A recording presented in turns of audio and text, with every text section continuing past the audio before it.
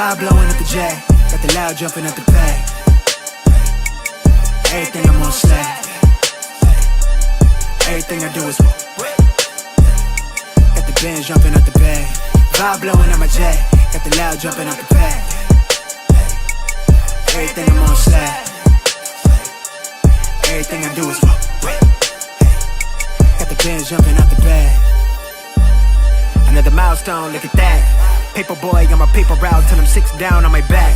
I'm an old soul like my dad. My old girl still a fan. And yo girl at the live show, so don't act like I ain't the man. I'm kicking my feet up, get frank like Aretha. I'm calm but I'm teed up, just flip me a stack. The Rio just doubled up off of the muscle, I stuck to the task. They see me, I'm trouble, I'm bubbling up till it's stuck. And they want me to stay where I'm at. I'm good everywhere that I'm stepping, my presence is crucial. You know that this shit not on trend. On a big wave, I'm controlling the tide. Snake eyes when you rolling the dice. So with the stakes inside, I could never take another nigga advice. They can't reach the sky, I'm aiming up high. Just wanna know what it's like. Y'all know what it's like, I come from outside of this.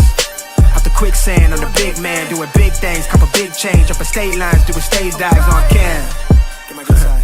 It ain't no limit to my vision. Check the temp, I'm on fire with it.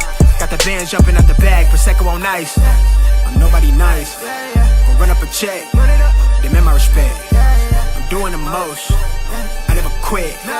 They want me to quit. I'm good as it come, I'm good as it gets. Vibe blowing.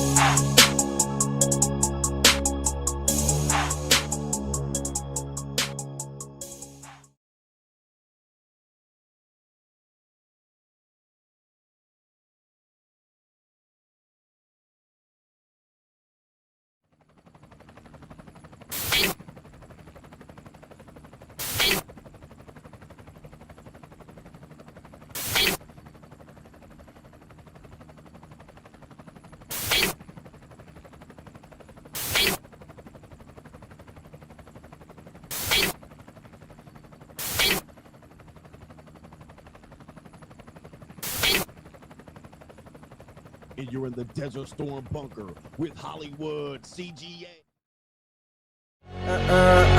Yeah.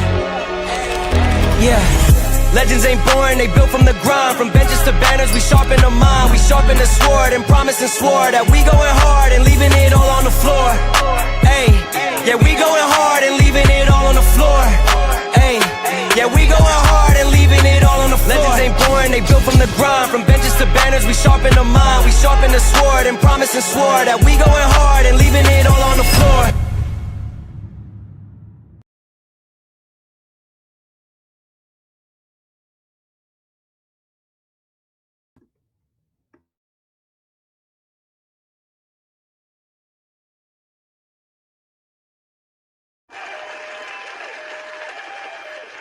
What's going on, everybody? It is Coach Greg Adams back in here with another YouTube live stream. Shout out to the Coach Gang. And that's you. For being in here, being involved, and being active on this YouTube channel. And welcome back to the internationally known and the recognized symbol of YouTube excellence in edutainment. This is the Boss Up Show, part of the Free Agent Lifestyle podcast here on the Free Agent Lifestyle channel. You in here with the Bruce Wayne, it is Ish, the King of Kings, the King of Content, and the Speaker of Truth, yours truly, the Notorious One, aka Mr. Coachellini, better known as the Prognosticator, Coach Stradamus, and you're in the Thriller in Hong Kong. All right, King Kong, Long Dong, Hong Kong, with none other than EWF. Smells like lean teen spirit and Hollywood CGA, also known as EWF. That is Every Woman's Fantasy and the whole Ling Ling show. I'm the CEO Niggero of Fixes Binds LLC. You're looking at the unbinder, the undebatable, the undisputed best entertainment here on YouTube. You can call me Senor Gregorio Graybeard. The ladies in Hong Kong call me Mr. Your third leg was just Third Leg Greg and Greg Fu Young. You're looking at the ecclesiastical Mitch Slapper, otherwise known as the Anointed One. Acknowledge me. The founding father of the Afterpill, the junior college sociologist, the Morpheus of the mating matrix, the chocolatey Confucius, the Black Moses, the deliverer, also known as the man that walks ecclesiastically in the spirit of Elijah. I'm the man with more nicknames than anyone in the game. You're looking at Ling Arthur, the Lord of the Lings, Ling Tour 2.0, Malo Poppy, Hentai CGA, Don Gregorio. You're also looking at El Jefe, the Boss, Primo, Supreme, God Body in the building. But you can call me the Benevolent Monarch, humbly CGA, see God Allah. And you're looking at the 14-time demonetized champion of YouTube, the incel deleter, the red pill destroyer is in the building. All right. Shout out to you incels that have joined the show. All right. For some knowledge. And a lot of people acting like they don't know who I am. But we got a great show for you lined up today. All right. We got a great show. We're going to do a short ecclesiastical show. It is 11:15, 11:20 in the PM here in Hong Kong. And I got some things to do after this show. I got some things to shoot. Some young hoes to go see later on over here in Hong Kong. And I know the spot to find them. Anyway, we got a great show for you lined up today. We're going to talk about the Dak Prescott kerfuffle over the weekend. Apparently and allegedly, he has broken up with his fiance, his two-time baby mama. And they were scheduled to be wed in the next couple of weeks, but apparently the wedding was called off based on a possible argument or some bad behavior on a boat. All right. And we're going to talk about what that implications are and how people are treating this particular bit of news, because it is a mainstream story. So we're going to talk about it, talking about athletes getting smartened up. Are they getting smartened up? Okay, why are they targets for this particular type of activity, and why Dak Prescott removing himself from this particular wedding situation, okay, got himself possibly in a better situation, although he has children, so we'll do that calculation as well. Also, an update on the University of Michigan football coach on Crime and Law CGA. A lot of people are celebrating this particular thing, but I don't even think I have my Crime and Law sound effect here. We'll say, City boy. All right, the sound effects are kind of low. All right, let's see if we can turn it up. All right, we can't turn it up. Maybe I'll just turn up my volume. City boy.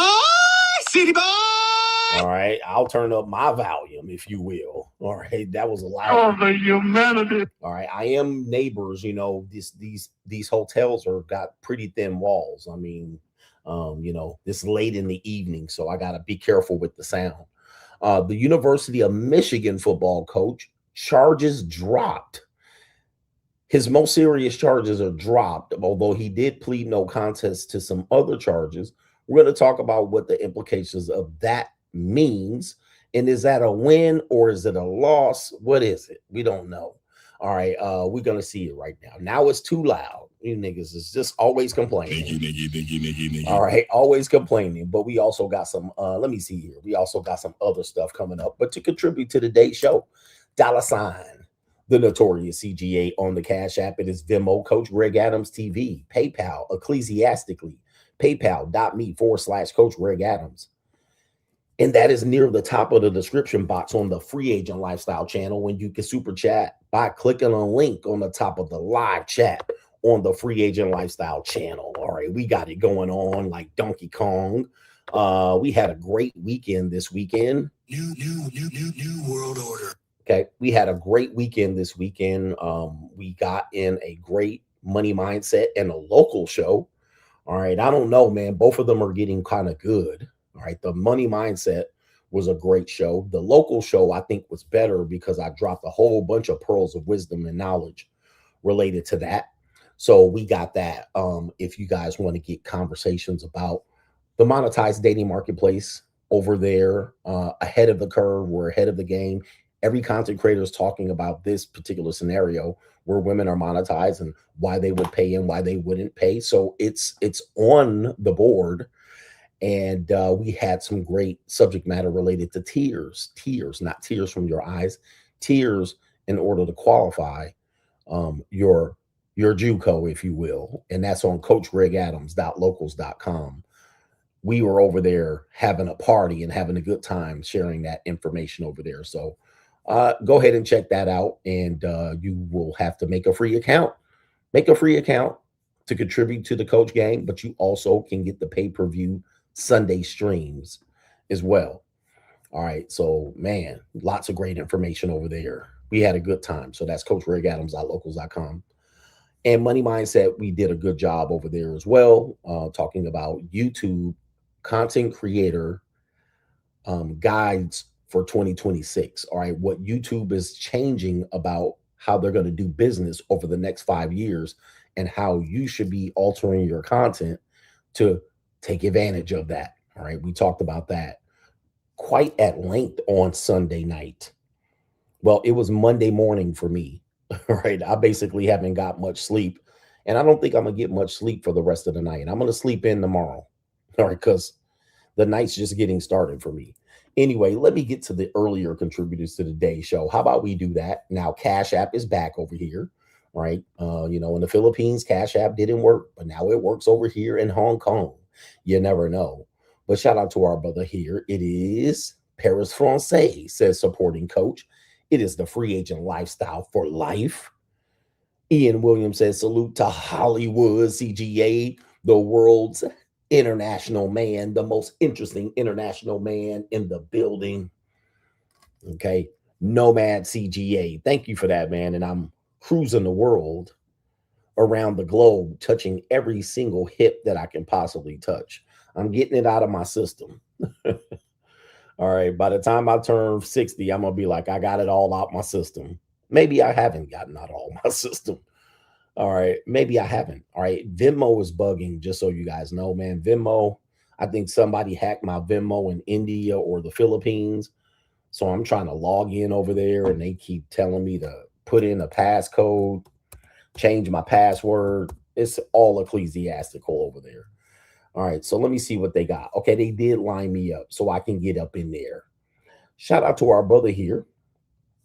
No government name DW says, can you ecclesiastically tell me next week's winning lottery numbers because you're obviously from the future. Welcome to free agent lifestyle, Mr. Dak Prescott. I'm from the future. Time traveler, CGA, ahead of the curve, ahead of the game. Often imitated, never duplicated. Okay, I'm ahead of the curve, but I can't tell you the lottery numbers, because, it would not be good for the space-time continuum. I got to keep it honest. Mr. Allen H says, how would you advise Dak on how to proceed with his financial responsibilities with his now two-time baby mama? I believe Texas has a child support cap, but now instead of a bitter wife, he has a bitter baby mama, which is better than a bitter wife and baby mama. So he basically dodges a bullet, and he got probably some good financial advice, but I'm going to discuss what I would give him in terms of advice later on in the show during the main event, because that's going to be important. That's where most people are going to be here. So how to move and shake around here, how to move and shake the way a player and a pimp shake. Okay, we got some people over here that are on PayPal with some energy. Shout out to you guys ecclesiastically. All right, energy wise. Okay, come on. All right, I'm logging in, y'all. All right, we have, this is from, it seems to be 2 days ago, so I'll go ahead and read it off. And he says domestic pigs become wild hogs within months. This explains the evolution of women. Domestic pigs become wild hogs. All right. I don't have a pig noise, but I do have an elephant noise. Triumphantly. Where's the elephant? All right.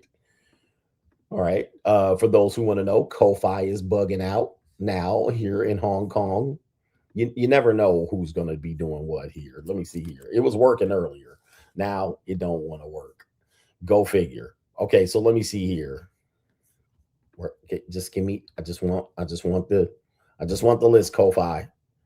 Okay, we have our brother here. We're gonna call you Personal Freedom. Shout out to you, Personal Freedom. I don't see any message there. Matt Wilson is in the building. He has something to say, but he says nothing. But shout out to Matt Wilson this morning. And shout out to the urban naturalist, the urban naturalist. Coach, one of my starter JUCOs said, you are handsome and in shape. Why are you doing this?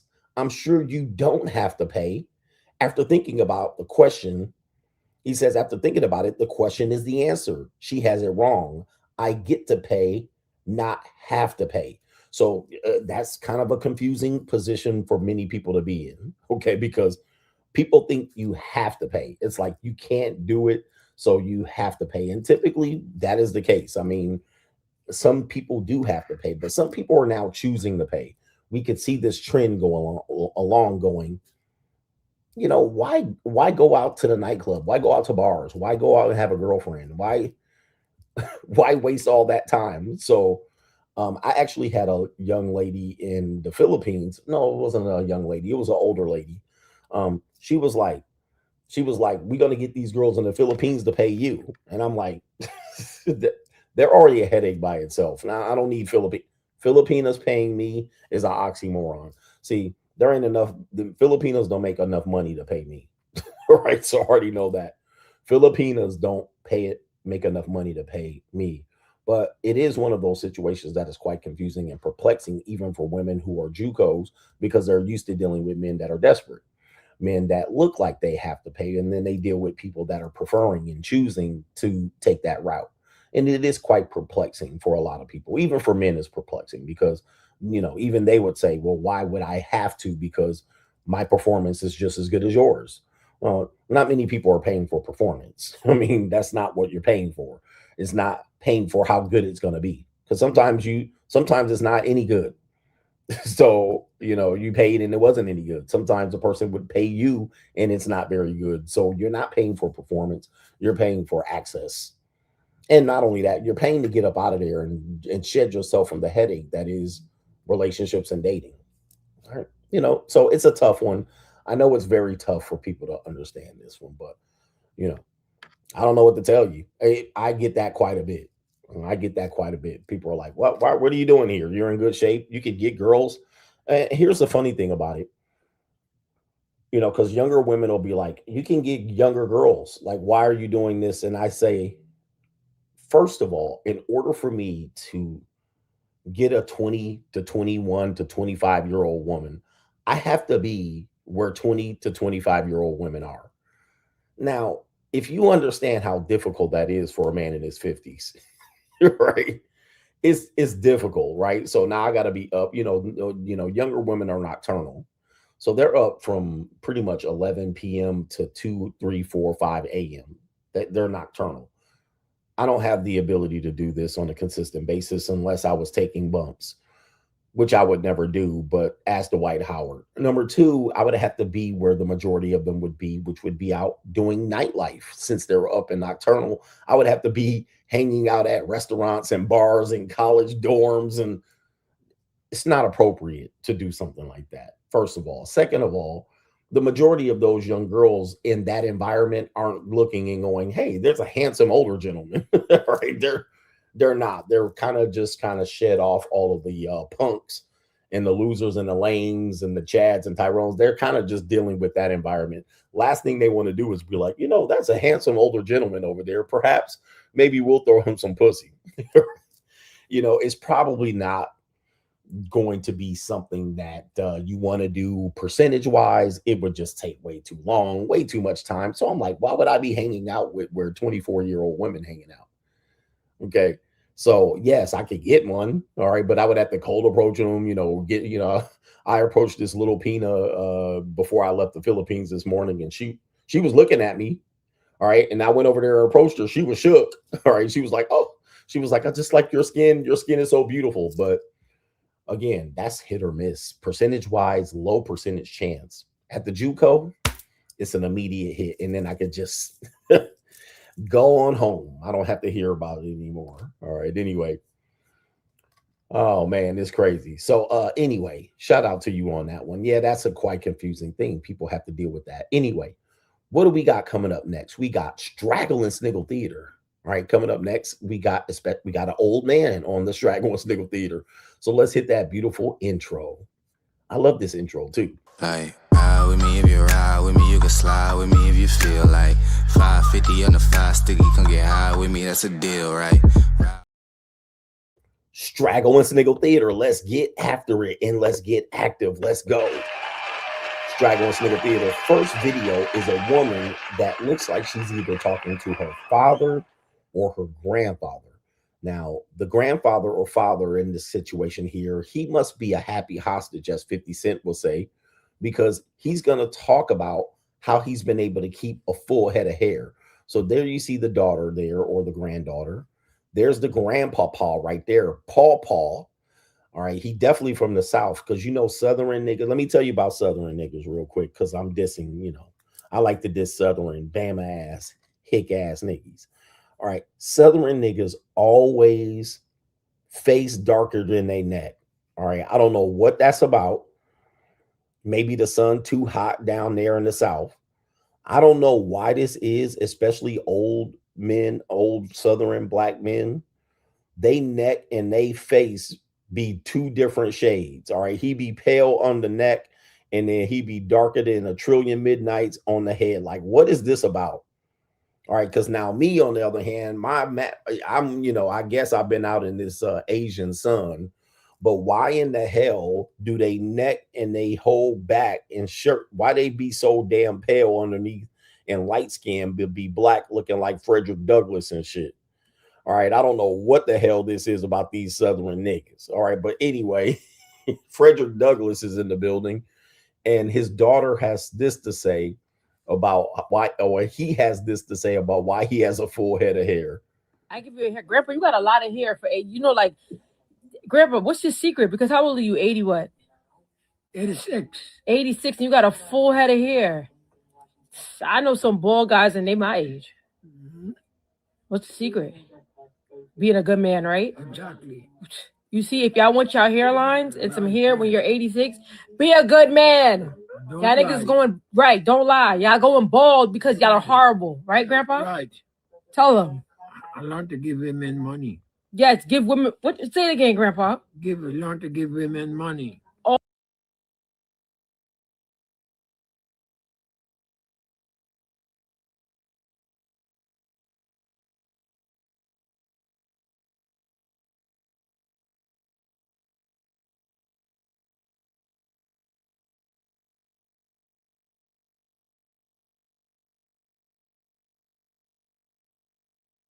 My bad, Paw. He's super duper gone. All right, he's super gone. All right, he don't know if he coming or going. You got a few days left, Paw, and they done sucked the soul out of you. These women, he around women all day long. He around women all day long, and he don't even know where he at. Or he don't even know if he's still on Juneteenth right now. All right, they done made this man 12 years a slave.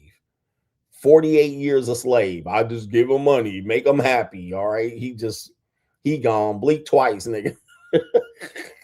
Old timers, Alzheimer's. He got everything just to keep a full head of hair. Come on, Paw. All their money. All your money. All your money. And that's how he kept his hair. He gave my grandma all his money. That's right. He didn't lie. Right? That's right. Okay. Yeah, I heard the man. Yeah, Paw, man. I feel bad for Paw. God dang. See, that's what I don't want to be. All right. Also, I don't die alone. Also, I get pushed around the airport in a wheelchair by somebody that don't like me really. All right. He gone, man. He needs some he needs some men in his life. All the men have left this dude in the care of these old women and these grandchildren and these aunties. Paw, poor thing, man. Hey, he ain't even got a chance in hell. All right. He didn't even get to enjoy his life. He ain't even out here clapping teenage cheeks. When I say teenager, I mean R. Kelly age teenager, meaning like 18. All right. Wow. Straggle and, by the way, never mind. I'll leave that alone. Straggle and Sniggle Theater. You know this couple. I've been featuring this couple quite a bit. And let me see if I can get a good video of this couple. Here's the couple right here. I've been featuring this couple here for quite a bit of time, even for a few years. It's a couple where they live in, they claim to live rent-free in a tent. But every now and then you will see them in a hotel. So I'm not sure how they're doing it. Sometimes, you know, they move out of the hotel. And of course, it's a black guy and a big old chunky fat white girl. All right. So it's basically skinny black dude, big white girl, skinny black dude, big white girl. I don't even have the sound effect loaded up, but all right, you've seen this couple before, and there she is right there, just bigger than the house, and he just is cracked head out as he could possibly get. You've seen this couple before. You know these people here. Let me see if I can get them on the way. Let's get them on the screen. Right? Nobody cares about their organization. I don't care about it. Let's get them back on the screen real quick, just in case you missed it. This couple right here, you've seen them before. That guy right there. All right, that guy right there, and then he has this fat white woman right there. All right. Now, here's the thing, man. All right, usual suspects. Well, apparently, the story gets more interesting, right? Just when you thought it could not get any more interesting than that, we have an update from this particular guy, and he has an update on his relationship. Okay, so let me see real quick. Let's pop this up on the screen. All right, and you could have seen this coming a mile away. Apparently, they're in a open relationship. Okay, you know, and apparently he either pimps her out or she gets her cheeks clapped by somebody else. Okay, so let's play this video here, and he's going to talk about why he's so in love with his fat white wife and why right now she getting her cheeks ecclesiastically clapped by somebody else. I love Brianna so much. Like, I really love Brianna. She's out with another guy right now. We're in an autonomous open relationship. I've never been happier. I truly love her. I'm happy that she's learning herself and having her experiences at 23. That's my baby. She is so wise beyond her years. She is so beautiful. And she is so sweet and loving and caring, and like, she's so understanding and open-minded. This whole open relationship thing, autonomous relationship, has taught me how to love myself better. Like, you know, let go of attachment, fear of abandonment, exclusivity. All you got is yourself. Skinny black dude, big white girl. Skinny black dude, big white girl. Skinny black dude, white girl. Skinny black dude, big white girl. Okay, so it gets even better. And now what you actually hear right now is his feelings getting hurt because he's sitting in bed in that lonely ass motel room, and he knows right now she getting her cheeks clapped. Now he's trying to say, you know, this has made me become better and detach. He's coaching himself right now.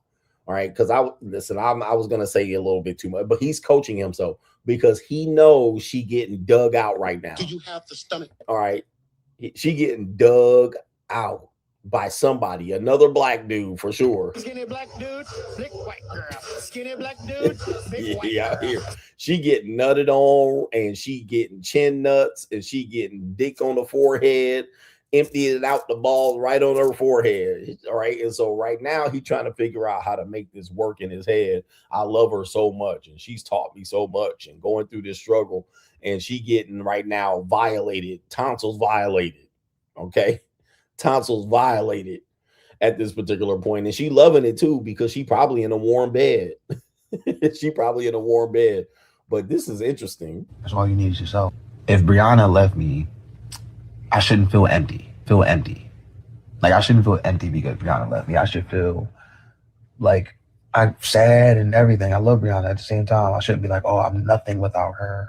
Like, that's what I'm saying. Like, all this stuff, like, Brianna is just amazing. Yeah. All right. She's just amazing. Yeah, he got to talk her up because, you know, she is ride or dying for this nigga. She is ride or dying, but oh my Lord, let's take a look at the woman here in question right there. There she is right there in all of her splendor. Oh, the humanity. She looked like a fun time in bed for a one-nighter. All right, that about it. And she starts sweating and her skin start looking like pig flesh. All right, you're going to be like, oh, hell no. Because, you know, these women bright, they shine. They skin are like pigs. All right. You know, pigs are like pink and these women are pink. You know what I mean? You start getting them hot and clapping their cheeks and then they skin get all flush and ruddy. All right. And then all of a sudden they look like a big old pig, right?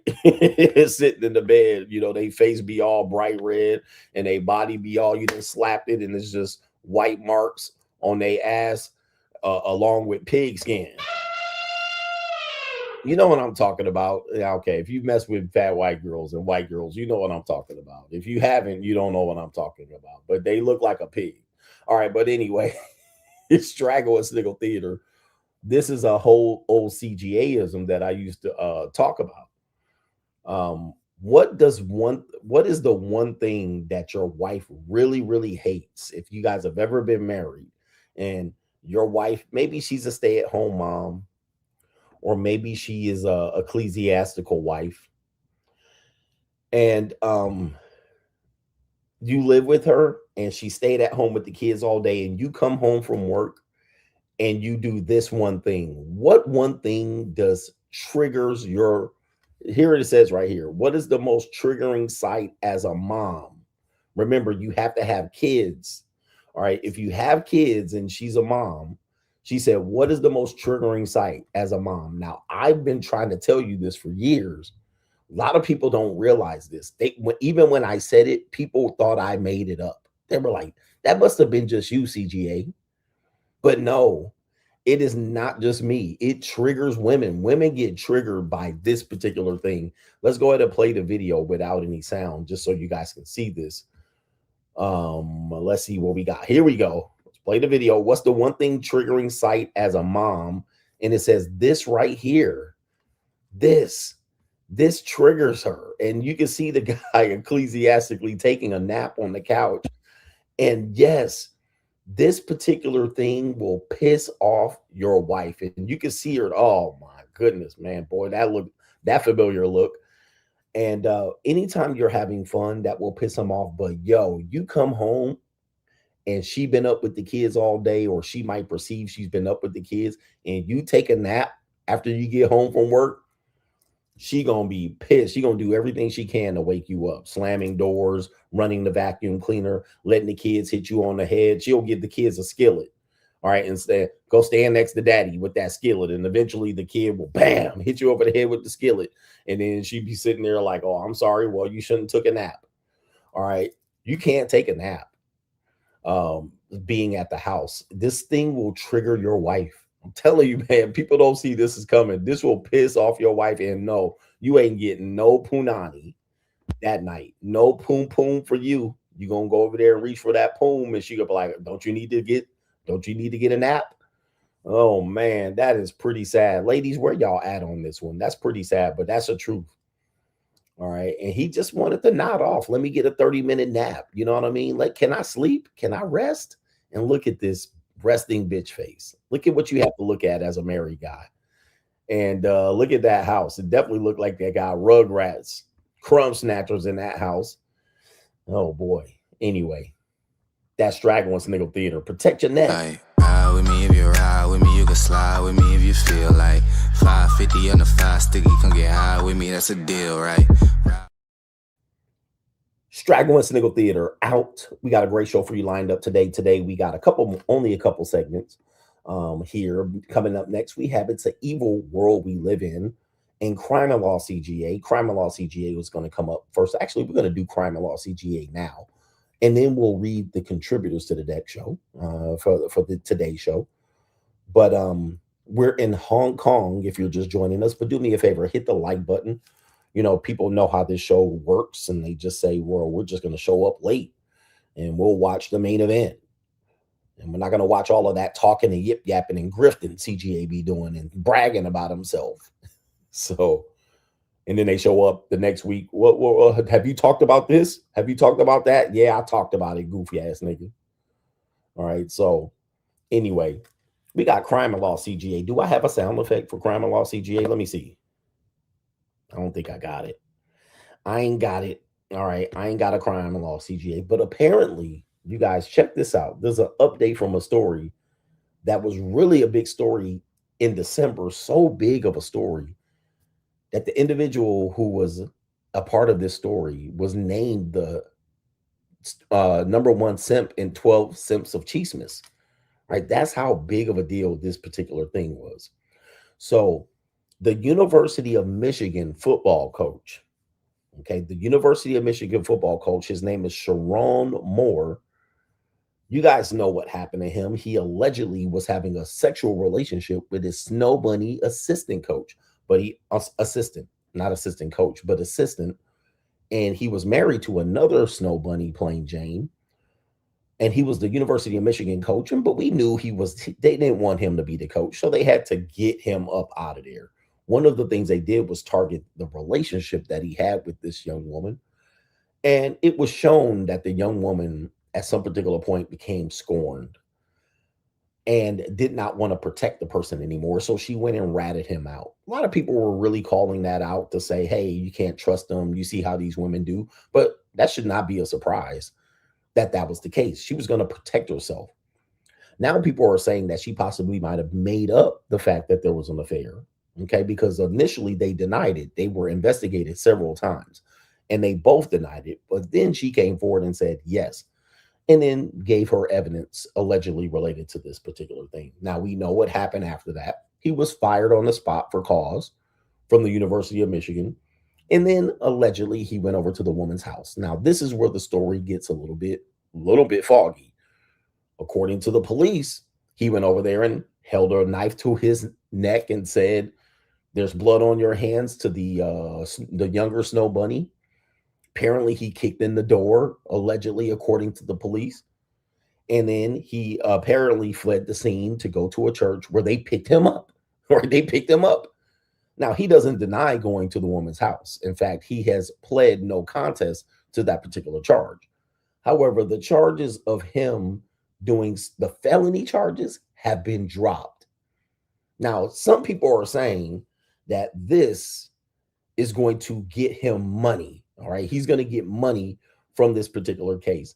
Now, I beg to differ. All right. I don't think he's going to get the money that people perceive him to get because people are believing that this exonerates him from the University of Michigan deal, the issues that he had at the university. It definitely does give different light to what the thing he did after the fact, because the woman set him up. Obviously, she knew he was going to come over to the house. He had been probably coming over to that house already. So that was immediately what they did. She immediately got on the phone. I believe the lawyer was there or on the phone with her when he arrived. And then there probably was a misunderstanding related to what happened, whether he held a knife to his neck or her neck. We don't know. But he did also plead no contest to trespassing. So he did trespass onto the woman. Now, whether he alleged to kill her or threatened to kill her or himself, we don't know. But let me take you to the story, all right? Because a lot of people are, they're making this about a black issue and a white issue. They trumped up the charges on him, which they did. And some of these charges were dismissed. They allegedly had a black judge, all right? Allegedly a black male judge was ahead of this one. All right, I'm not sure if that's true. We're going to get all the details. But the former University of Michigan coach here on Crime and Law CGA, the big news is his most serious charges were dropped.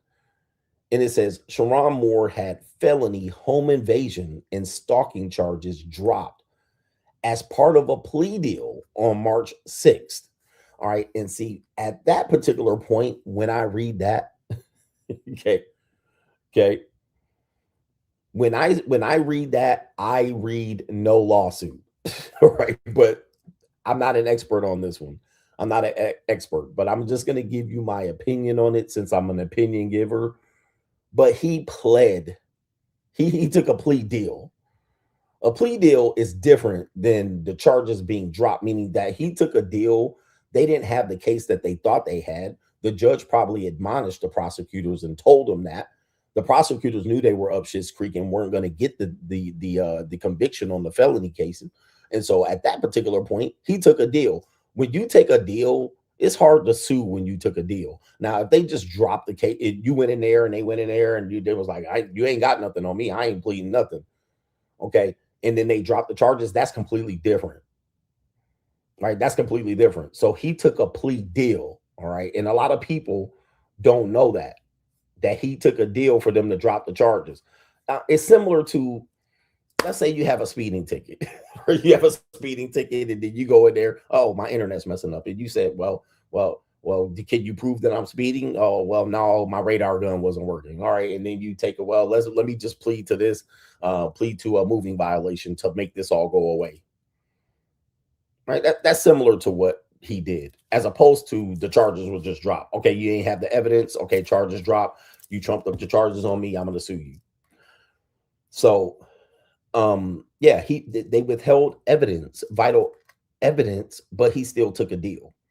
Okay, so that's a little bit different. So I'm going to put this up on the board just so you can see. This is what they're reporting. He took a deal. Okay, and it says right here, he pleaded no contest. Hold on for a second. He pleaded no contest to 2 misdemeanors, which were malicious use of a telecommunications device, text messaging in the FaceTime and phone, and trespassing following a December 25th, 2025 incident. Sentencing is scheduled for October 14th, 2026. Now, he does have a good lawyer, which is a white woman. He does have 2 misdemeanors. He's probably going to get a slap on the wrist related to this. And I'm sure they're going to sue. All right. They're definitely going to sue the prosecutors or the police in this case. And they're probably going to have to settle. All right. They're going to have to settle. Whether he's going to get millions of dollars, he may. I'm not sure what he's going to get. But he definitely is going to sue them. And I think it would be in their best interest to settle. Just like most cases, when you settle doesn't mean you were right or wrong. You just don't want to drag it out. You already got blood on your hands. You definitely were wrong by withholding evidence and trumping up the charges. So they're just going to go ahead and say, yeah, let's go ahead and give him some money. All right. Now, let's get down to it. Where is he going to get money from the University of Michigan? The answer is no. There is no possible way he getting money from Michigan. Okay. People are saying he can sue the university. They messed over him. The only way he can get money from Michigan is if they cannot prove they were not fucking. Okay. That's the only way he can come up there and say, hey, look, y'all made this whole affair thing up. I never touched the woman. This woman's lying on me. That is the only way that he's getting money from the university. He can't sue the university. That's the only way that he can prove, or he can say, look, out of all these communications and devices and text messages and travel and all of this shit, I never fucked her. I never had sex with her. You guys lied and made that up to get me fired. And then that led me to do the other course of actions of trespassing and harassing her over the phone. That's the only way. Okay, that's the only way. However, looking at what I'm looking at, I see plea deal. All right, that's not your name. You're not suing over a plea deal. Okay. Now, if they just walked in and said we ain't got no case, all right, because we withheld evidence, that's completely different. But you took a plea deal. Now you also have the admission that you the admission that you used a communication device to harass and you went to the person's house and trespassed. I guarantee you the University of Michigan can say, well, they may not have been fucking, but that's inappropriate behavior to be running over there to a subordinate's house and using a device to harass her and then trespass. All right. So in my opinion, this is just an opinion. He ain't about to get shit from the university. All right. He about to get nothing. He got no case. He was fired for justifiable reasons for having an inappropriate relationship with that girl. Now, the only way he gets money is if he says, prove that I had sex with her, and they can't prove it. That's the only way I see him being able to sue University of Michigan.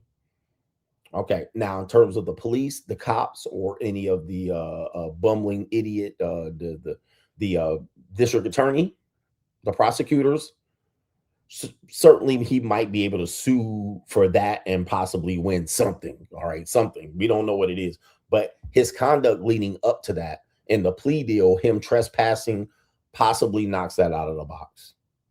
All right, in my opinion. But he could get a little bit of money. He ain't getting a job no more. He ain't getting a job. People are like, he's going to get another job. Trespassing on an assistant. All right. No, he ain't getting another job. All right. By the way, he may get another job in the NFL. All right. That's the only possible way he gets a job. And if he goes to the NFL and he does well, he may be able to get back into it and get a mid-major job, they used to call it. He may be able to coach at Eastern Michigan or Western Michigan or one of these schools at the end of the day. But his homeboy is Jim Harbaugh at the Chargers.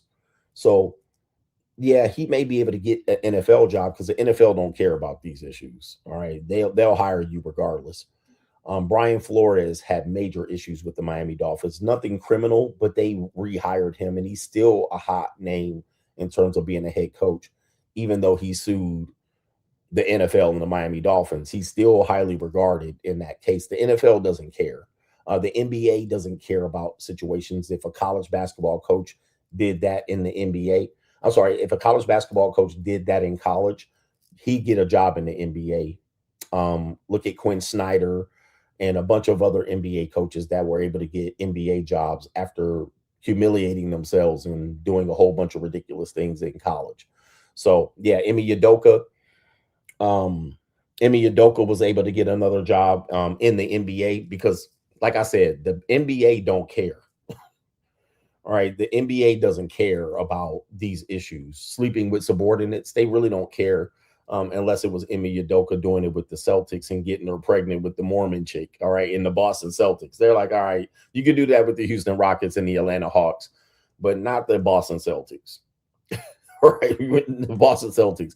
All right, you guys got to remember when that case came down, you know, there's certain teams that are legacy teams. They're legacy franchises. All right, they're legacy franchises. And somebody said Calvin Sampson got a job. They're naming people. By the way, they didn't sleep with assistant coaches. These are rule violations. All right, Calvin Sampson got a job after working in the NBA for almost a decade. Okay. Calvin Sampson didn't get a job immediately. He had to go to the NBA and work for 4 or 5 different teams and then come back to college. All right. So it's going to take this guy, Sherrone Moore, a decade of working in the NFL, bouncing around as an assistant coach and moving every year. All right. For that to happen. All right. But yeah, you guys are naming people that, yeah. And Calvin Sampson didn't sleep with anybody. All he did was break rules that were rules then. He can break those rules now. All right. Those rules are not even rules anymore today. That's kind of why he's able to coach today. The rules that he was breaking 10 years ago were rules. All right. Today, those rules, everybody breaks those rules. So anyway. Yeah, Eric Bieniemy. Some people never recover from these. So you guys got to serve your time. He's going to have to go to the NFL. Hopefully he has some friends over there and they'll hire him. And he'll recover.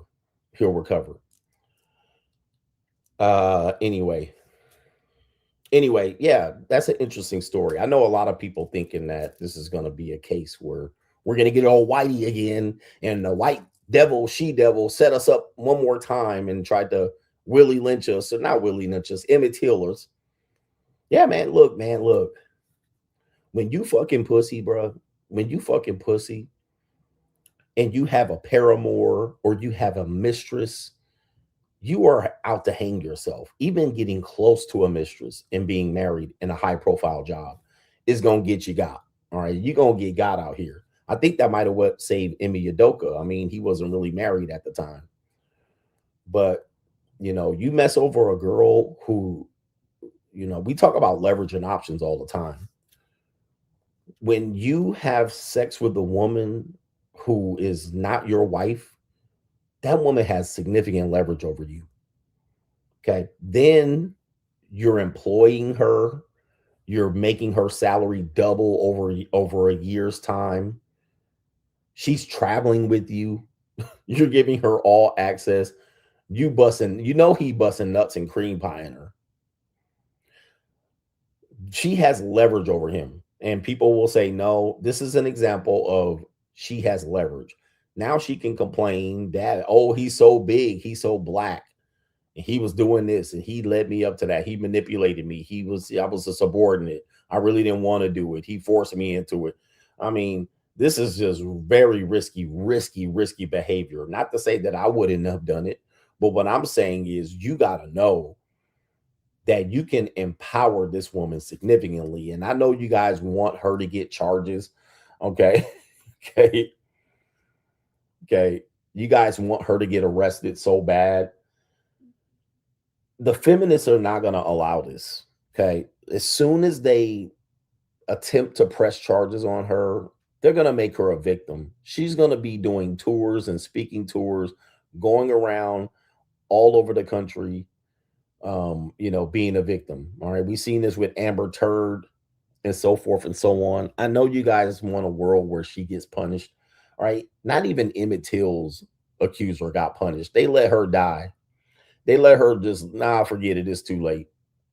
So, you know, the women are going to get behind that, and they're not going to allow a woman that was getting fucked by a person, you know, dug out by a husband, a black nigga, right, in Michigan, getting dug out, cheating on his white wife, and she gonna be in jail. That ain't gonna happen, bro.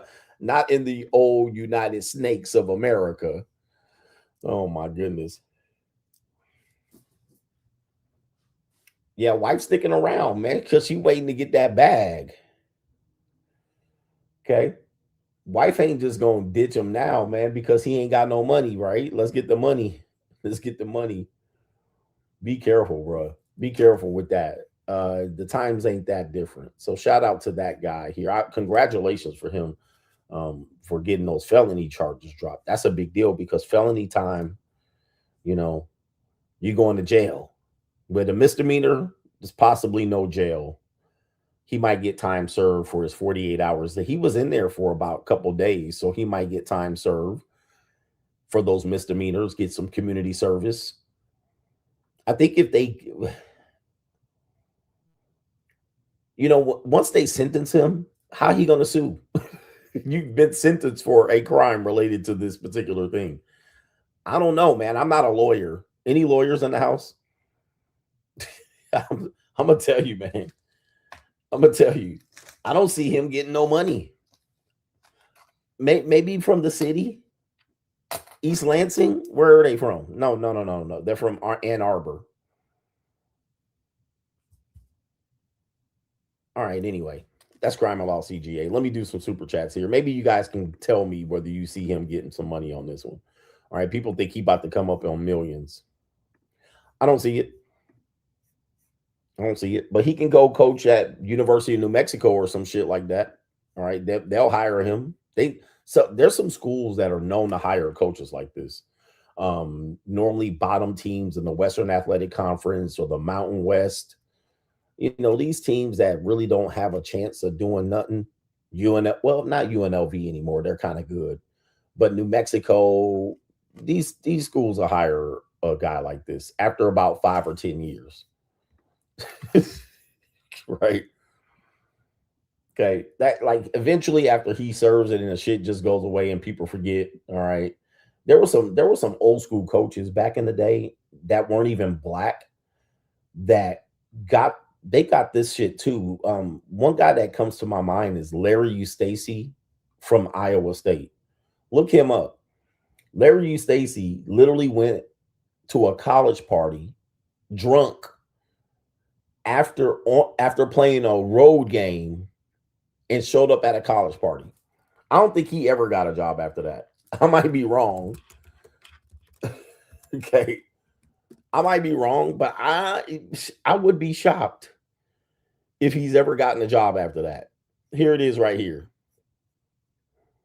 He said Fresno State. Yeah, those schools are higher than, hire them and shit. So this is the Iowa State men's basketball coach, and this was back in the day at a college party at Colorado State. Okay, so it's not like it's, I know y'all want to make this a black thing. I've been around coaching for a long time. I've seen black and white coaches do all of this shit, some wild shit. So I know who's going to get a job and who's not. I don't make this a black and white issue. I know white dudes that have done some wild shit too. All right. But nigga, I think they lost too. I think they lost on the road to Colorado State, and he at the college party. Sheesh. I don't think he got another job after that. Like, nah, bro. They like, nah, we good. We good. That's the end of the road, nigga. Like, no more job. I think he might have coached in the NBA after that.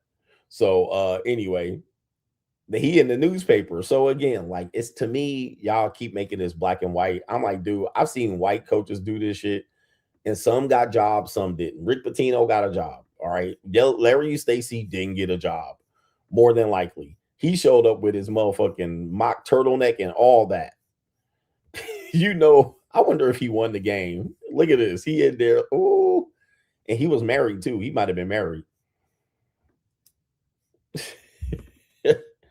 Oh, he did? He coached at Southern Miss? There you go. Southern Miss. Southern Miss is the type of school that will hire a coach like that. So, yeah, Southern Miss. Like, who wants to Hattiesburg? Like, okay, go coach at Southern Miss. Nobody gives a fuck. All right, nobody gives a fuck about Southern Miss. So he did get another job. He get another job. Go Southern Miss, Long Beach State, Fresno State. Who cares? Utah State, New Mexico. All right, go coach at these fucking schools. Nobody gives a damn. You're gonna be hidden down in the bottom somewhere in Albuquerque. Go coach over there. Nobody gives a fuck. Here, he was the former coach at Michigan. All right. Anyway, what do we got here? We got Cash App love.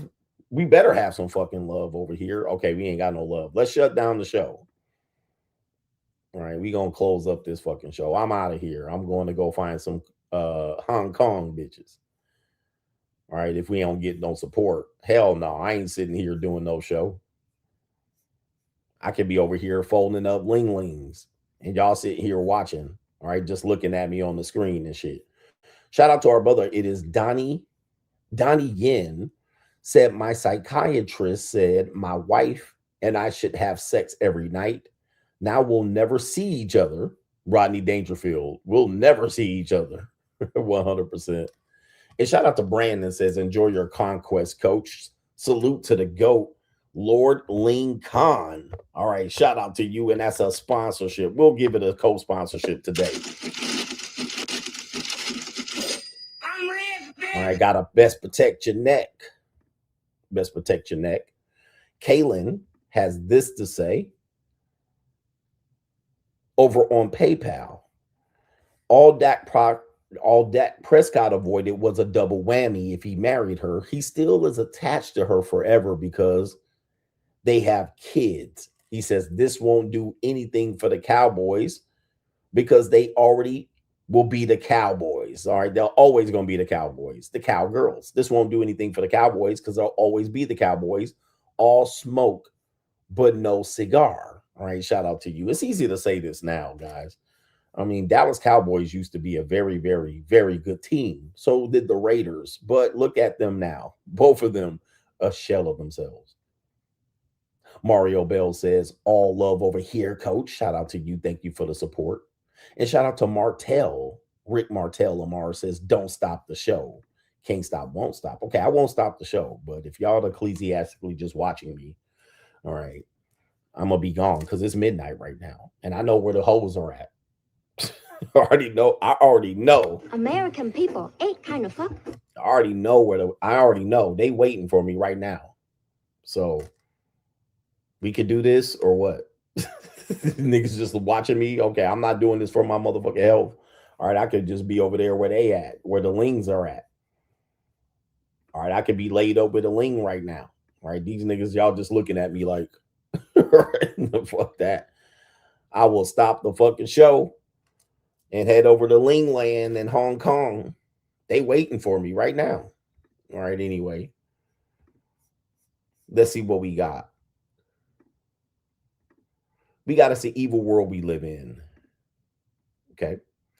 First video on this evil world we live in is a woman that says, my husband wasn't my type. Man, I swear to God, man, on social media, the stuff I hear women saying in social media, the stuff I hear women saying on social media is absolutely very, very emasculating. Very emasculating. It's pretty sad. So we have this video right here of this woman. You see this woman on your screen. All right, we're going to take that kiss out. You see this woman. She built like a sack of potatoes. Her video is her saying, my husband wasn't my type. Okay, whether he was or wasn't, what's the point of saying it? I mean, this is crazy. She built like this and then thinking she the shit. All right. Now you see the husband, and we call that the Dash You guy. Okay. Where's that? Whoa. Hold up for a second. He's the Dash You guy. Okay. And that's you. Let's hear this video. Don't let what you feel like is your type keep you from what God has for you. When I first met Jonathan, he was absolutely not my type. From the way he wore his clothes to the way he wore his hair, he was attractive, but not someone I would typically talk to. I had been through so much hurt and pain over the years, though. I really had to sit back with myself and be like, okay, my type always hurts me. My type keeps disappointing me. And that's when I began praying the prayer that everyone keeps asking me for. I didn't pray for a specific type of man. I prayed for myself.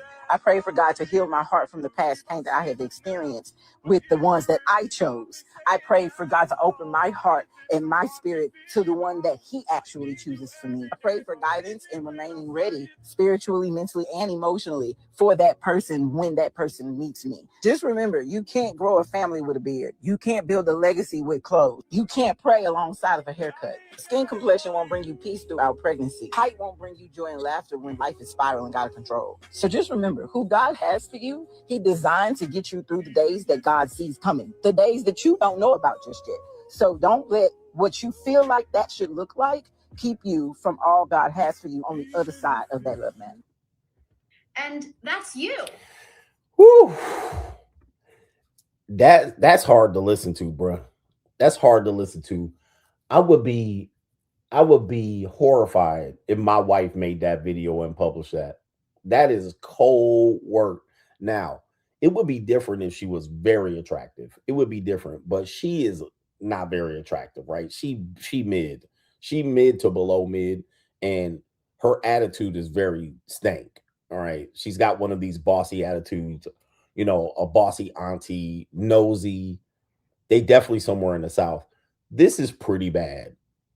All right. I want to see what the comments say, but I would just be appalled if your so-called lover, the person that you married, the person that you wanted ecclesiastical love, made a video saying you wasn't my type. Now, there's a way to say this, and she went about it the wrong way.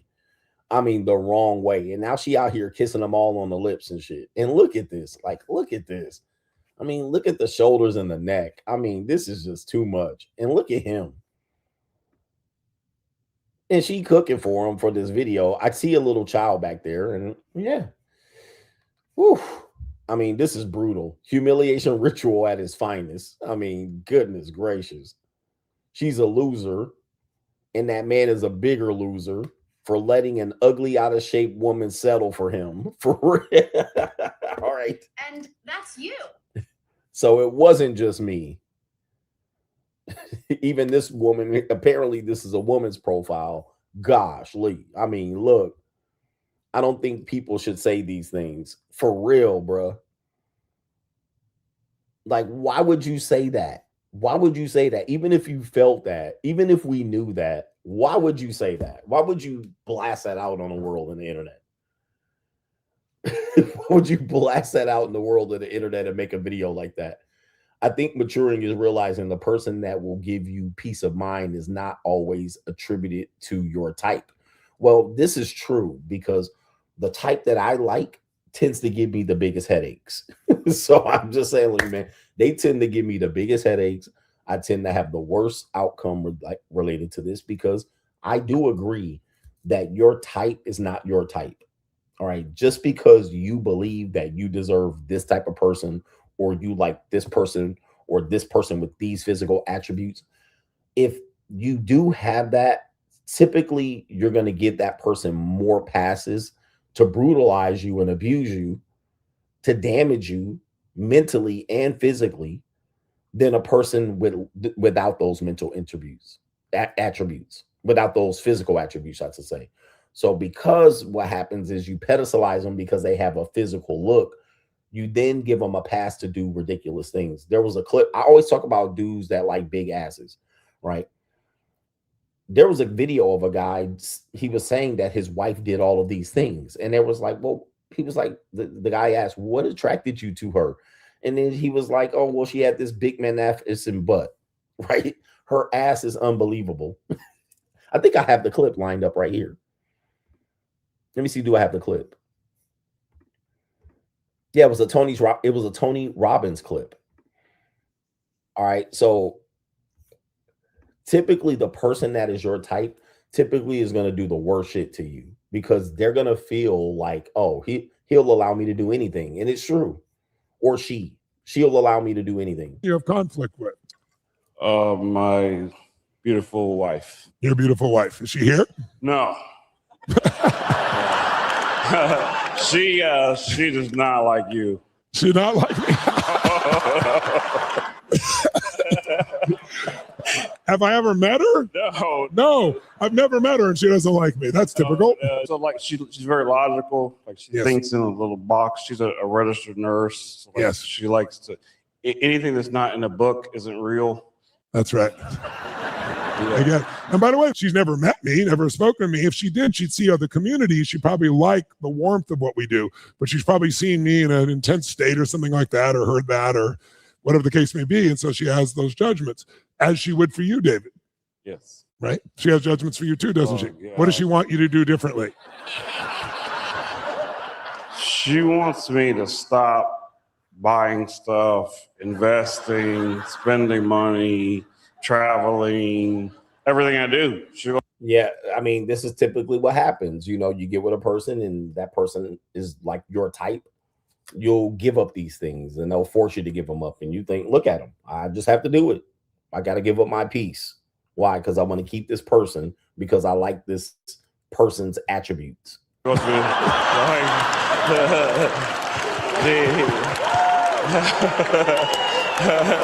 She actually wants you to do those things, but she wants you to do them the right way. Yeah. Why were you attracted to this? She's got the best butt that I've ever seen. Bruh. And that's you. You know, I said this a long time. I've been saying this the last 2 years. I'm getting to the point I cannot defend men. Like we get exactly what we deserve. Okay. Yeah, that brother's starving. We get exactly what we deserve. You literally have to break yourself of this to get your own pride back. Because she's not going to give it to you. People will not understand this. You just got to let yourself go, bro. I mean, this is how she got the nicest ass I ever seen. I'm just going to tell you, it's probably not that nice. It's probably all junky, sloppy, cellulite, all on it and shit, hairy bum. It probably is not that fantastic. If he showed me this ass, I probably would just be like, really, nigga? This old sloppy, jalopy ass, junky ass. But dudes will do anything. Black dudes will do anything for ass. which I mean, I get it. Like for me, I'm gonna tell you what my weakness is: hair. Like I like hair. Like hair is my thing. You know what I mean? Like if I see a woman and she's attractive, if she has short hair, I'm gonna probably be like, never mind.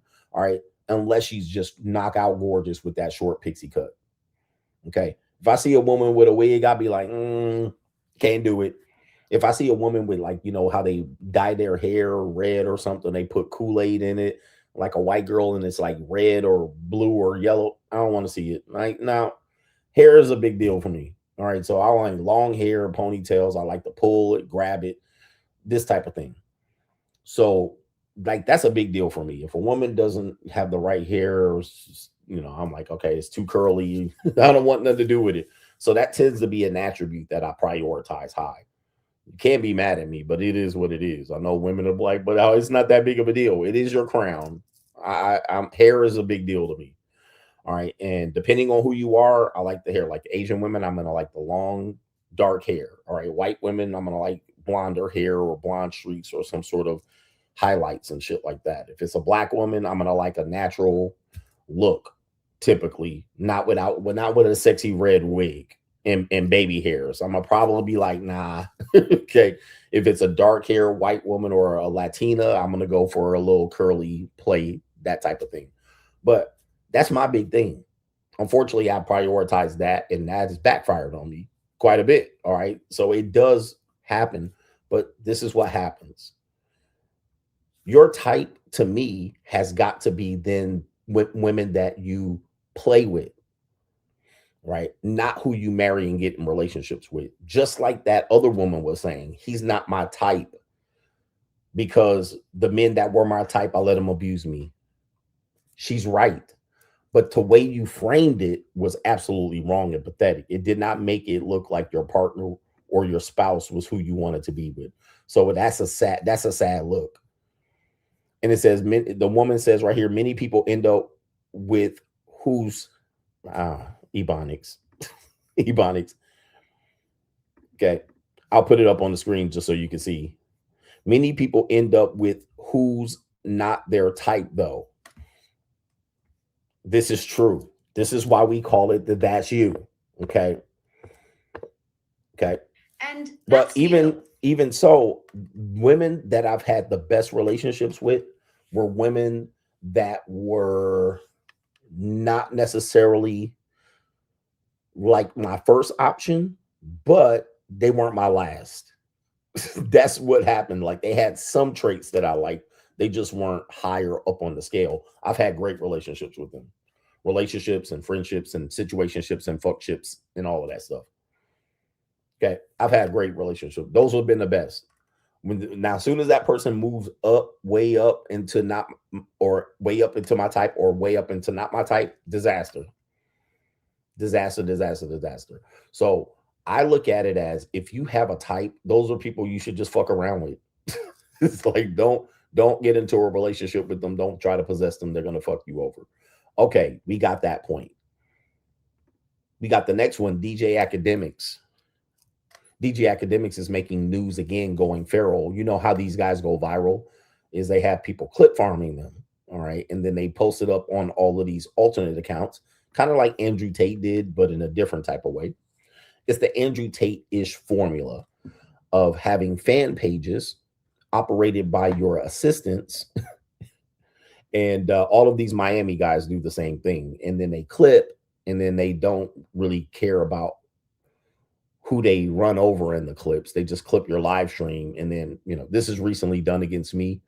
I presented the evidence during where I said, and I accused someone of something. I presented the evidence on my stream, but the clipper, the person making the clip, didn't put that in the clip. So now people are saying, what do you mean he stole from you? By the way, this was admitted by the person. The person that said, oh, it was the clipper's fault. Just so you guys know. All right. Oh, they didn't put the context in of what you meant. You did present the evidence of said accusation, but when they clipped it for their broader audience, they didn't put that part in.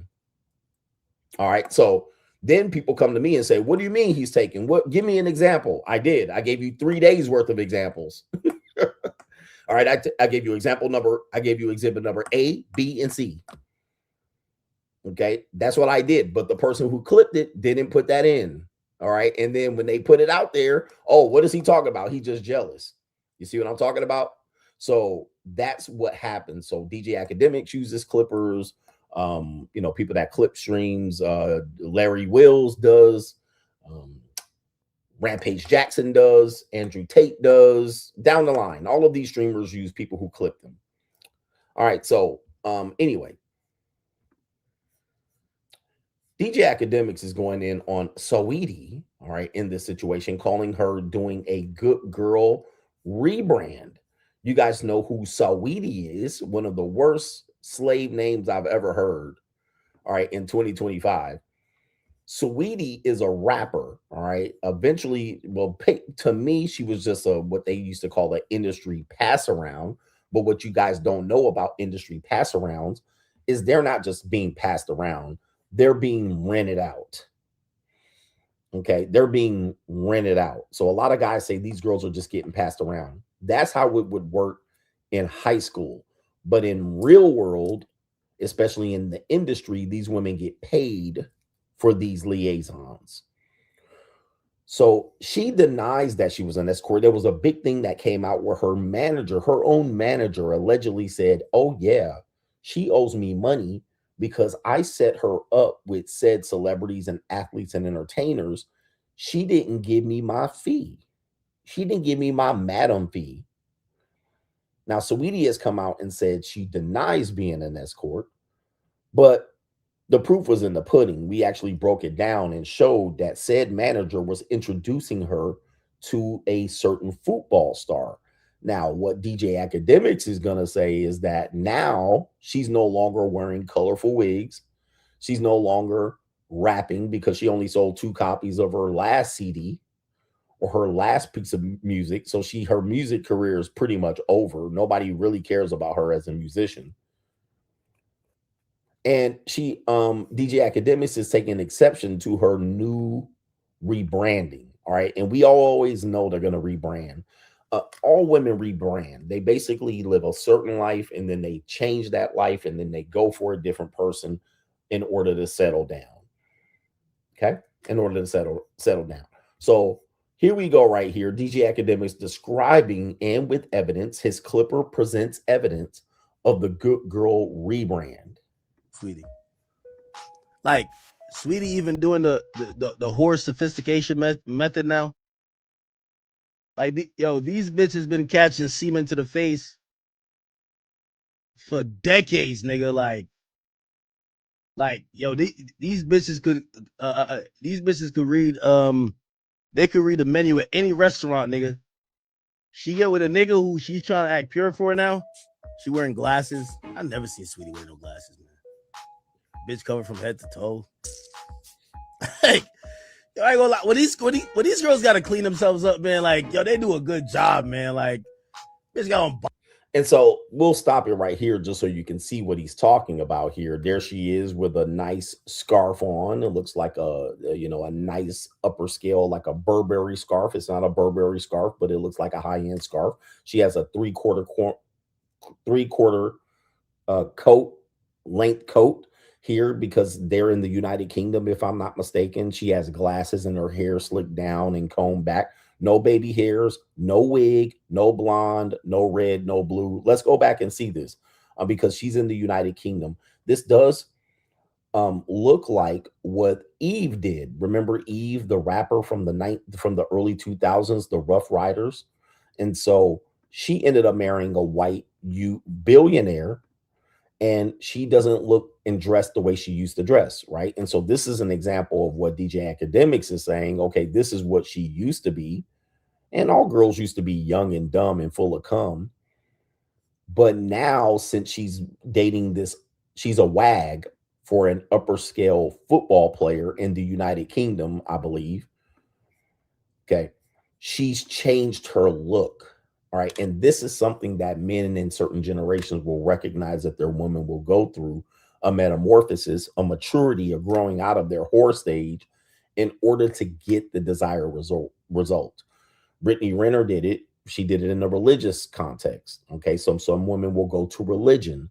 Some women will just clean up their act and cover their tattoos and shit like this. Okay. So this again is not just what men have to watch out for at the lower levels, even at the higher levels, men can fall for this type of thing. All right. And that's what she's doing here. So she has a alleged 304 pass, but now she's cleaned that up ecclesiastically. She's come out and done this good girl rebranding, this soft girl era, and she's winning. All right. You know, in this case for now. Bifocals and shit now. I've got a lot of music here, so I don't know if we need the music. Bookstore, like bitches at Barnes and Noble. Like, yo, man, this business, yo, maybe I'm hating. I might be. All right, so she has a full length coat, all right, and some nice boots and tights. You see, I mean, well, it's cold out there. It does look cold where she is, but you know, she don't have her ass out. She's not showing skin. She's not showing her cleavage. She's not licking her tongue out or sticking her tongue out or throwing up the devil worship sign and licking her tongue out like the previous picture. She doesn't have a rainbow wig on. She has her natural hair. So he's right. All right. He's completely right on this one, although the weather is dictating this as well. But look at her. She's cleaned her image up. There was another young lady, Black China, that did something similar to this. All right, let's clean up our image a little bit so I can get what I want. This is a strategy. It's a mating strategy for sure. So you got to be aware of it. Most of the time, you don't even see the 304 stage. Hating, yo, these chicks know how to clean themselves up. They start wearing bifocals and Barnes and Nobles. Yo, sweetie, you can't read, nigga. Get out of here, nigga. I thought it was Icy Girls. Hey, it works though, right? She's not showing off cleavage, nothing, man. Like, yo, got on bifocals. Like, let me look at an old picture of Sweetie. Okay, so he pulled this up. I don't know if this is safe for YouTube, but take a look at this. And I do say this when you're dealing with a certain type, the niggas. When you're dealing with niggas, you're gonna give them nigga shit. All right. And apparently, what the women are saying on this one is that she's a graduate. She's smart. She's a graduate from USC. I think she went to USC. And she's a graduate. She's educated and so forth and so on. Well, listen, she might be those things, but that did not stop her from doing this, even with the degree from USC.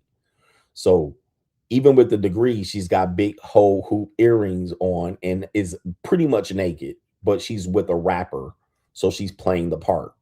Now she's with niggas. So that's what she's going to do. But now when she gets with the other guy seems to be black or half black or maybe racially ambiguous. He's not a nigga. All right. He doesn't seem to be niggerish.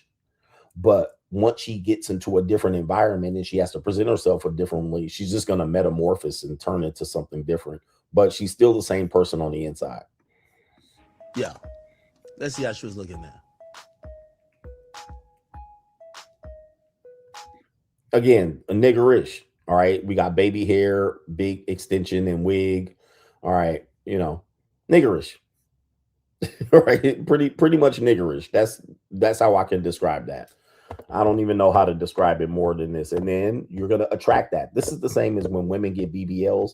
All right. BBLs attract low quality men. Okay. Where is it at? Oh, right. The real problem is niggerism.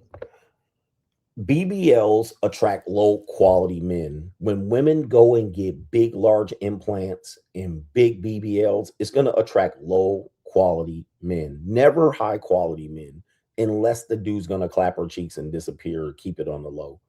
Most low quality men go after BBLs and this type of attire. Once then she wants to get out of that, she's going to then clean herself up. All right. So if she has a chance to get out of that, she will. And her manager did hook them up. So her manager looking for that fee.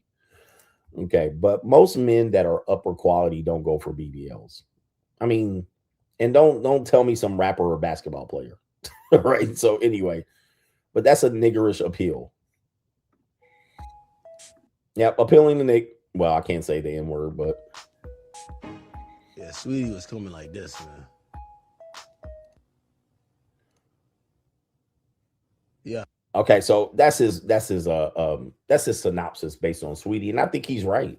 I mean, he's definitely right But I think what's happening is, I think Akademiks might be in his mid-30s.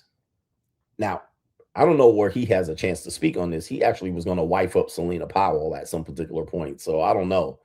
I mean, apparently he was tricking on Selena Powell pretty bad. And she supposedly got ran through by 400 people. Even ran through by his own homeboy. All right. Where his homeboy told him to leave the room so he can fuck her. You know, I mean, that's some crazy shit. So I don't think he's got room to speak or a leg to stand on. But I think what's happening is a lot of men between the ages of 25 and 35 are seeing the reality of dating and relationships in which they didn't see it 5 or 10 years ago. He's 34. So that would make sense. Like, I think today's men, the reason why you see a resurgence in what you would call red pill talking points and dating coaches, you're seeing a resurgence of dating coaches coming back, is because people between 25 and 35, men, are experiencing dating failure. All right. Women are experiencing dating failure. Whereas if we rewound the clock 7 years ago, 10 years ago, these same people would be 14. These same people would be 24. At 24, you're optimistic. At 24, you're thinking cold approach, game, charisma, money, look, status is the answer. Like one of those, you're picking and you're like, oh, you're a lame if you do this. You ain't got no game. You a simp. And so you don't have a reality check. When you get about 30, 25 to 30, you done caught some L's. Okay, you done caught some L's. You didn't see what worked, what didn't work. You didn't see natural selection take place right in front of your face, right? Now you have evidence. Now you don't have theory.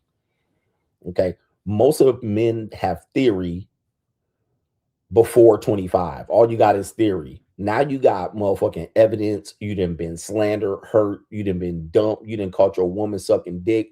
You done cheated on your woman and got divorced. Like you done got God. You done got backstabbed. You done got kicked in the nuts. All right. You done caught your woman. You know, she over there. You done caught her sneaky linking. Okay. So at that point, now you're looking at the world a lot different from 25 to 35. And a lot of the newer content is coming from this age men. Whereas these men, they don't know about Obsidian and Angry Man and CGA and Tommy Sotomayor and all of the old school people who were already saying these things. So they think they're they think they're coming up with new concepts. And even these younger men, they're like 28 and 30. They're like, oh, dating coaches. And they're like coming up with dating things and new dating strategies. And it's just like, oh my Lord. All right. You know, just give it some time. Just let that shit fly and wait till you get about 30, 35, and you're going to have some good evidence. And then you're going to see what the hell I'm talking about. But I do want you to get experience. Some of these dudes aren't even getting experience. Some of these dudes are not getting experience. Like they're not even, these guys are not even cohabitating with women. I want you to think about this. You know, just reminds me, most men today aren't even cohabitating with women.